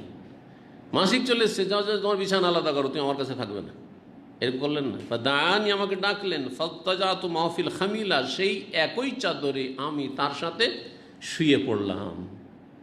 জি, এ হচ্ছে উম্মে সালামা রাদিয়াল্লাহু আনহার বক্তব্য। নবী সাল্লাল্লাহু আলাইহি ওয়াসাল্লামের সাথে যা ঘরে, পারিবারিক জীবনে, দাম্পত্য জীবনে ঘটেছে, এই মাসাইলগুলি যদি উম্মাহাতুল মুমিনরা না বয়ান করতেন তাহলে কি আমাদের কাছে আসতো এই মাসাইলগুলি? তাহলে কত জরুরি ছিল। সেই জন্য নবী সাল্লাল্লাহু আলাইহি ওয়াসাল্লামের বিবিগণ থেকে সাহাবীরাও পর্দার আড়াল থেকে দিন শিখেছেন। এটার মানেই নেই যে আজকাল শখ করে সহশিক্ষা আর লেডি লেকচারার, লেডি টিচার, মহিলা টিচার আর পুরুষদেরকে, যুবকদেরকে পড়াবে স্কুল, কলেজ, ইউনিভার্সিটিতে। এটার বৈধতা প্রমাণ করে না, মোটেই জায়েজ না এটা, বোঝা গেছে। কারণ বিকল্প আমাদের কাছে আছে, বরং উত্তম বিকল্প আছে। ছেলেদের রোজগার বেশি প্রয়োজন। আর একটা ছেলে, একটা পুরুষ যদি রোজগার করে, চাকরি পায় একটা, তাহলে সেই ব্যক্তি তার বাপ মা থেকে শুরু করে ভাই বোন ইত্যাদি অনেকের ভরণ পোষণের দায়িত্ব নেবে। কিন্তু কোনো মহিলা, ইল্লা মাশাআল্লাহ, 1000 একটা পাবেন না। কোনো মহিলা এমন আছে যে সে চাকরি পেয়ে সারা জীবন তার বাপ মাকে দেখলো, ভাই বোনকে দেখলো, আর এই করলো সেই করলো। কোথায়? বিয়ে হওয়ার আগে থেকে হিসাব কষা শুরু করেছে, আমি তো অন্য সংসারে যাব। আমি মেয়েদের ক্ষেত্রে আমি অবিচার করতে চাই না, কিন্তু হক কথা বলছি। মেয়েদের তুলনায় ছেলেদের চাকরির বেশি প্রয়োজন, ছেলেদের কর্মসংস্থানের বেশি প্রয়োজন, এবং তাতে দেশের সর্বস্তর আর্থিক সমস্যার এবং সার্বিক সমস্যার সমাধান বেশি হবে। তারপরে যদি এইরকম ভ্যাকেন্সি থাকে, সুযোগ সুবিধা থাকে, আর সেখানে সেপারেট ব্যবস্থা থাকে, সেখানে মহিলাদের চাকরি করার, যেখানে পুরুষদের সাথে একাকার হয়ে যাবে না, তাহলে মহিলাদের চাকরি করা কোনো দোষণীয় নয়। কিন্তু পুরুষদের সাথে একাকার হয়ে এরকম হারাম যেন আমাদের এই আচরণগুলি না হয়ে থাকে, যেগুলির কুপরিণাম স্বরূপ আজকাল সোশ্যাল মিডিয়ায় দেখতে পাচ্ছেন যে অহরহ জেনা ব্যভিচার হচ্ছে, অহরহ বিবাহিত অবিবাহিতা অন্যের সাথে প্রেমের সম্পর্কে জড়িয়ে যাচ্ছে, আর কত রকমের যে অশ্লীলতা হচ্ছে। আল্লাহ হেফাজত করে এইসব থেকে। জি, এখানে আজকের আলোচনা শেষ করছি। ওয়া সাল্লাল্লাহু সাল্লাম আলা নবিয়িনা মুহাম্মদ ওয়া আলা আলিহি ওয়া সাহবিহি আজমাইন।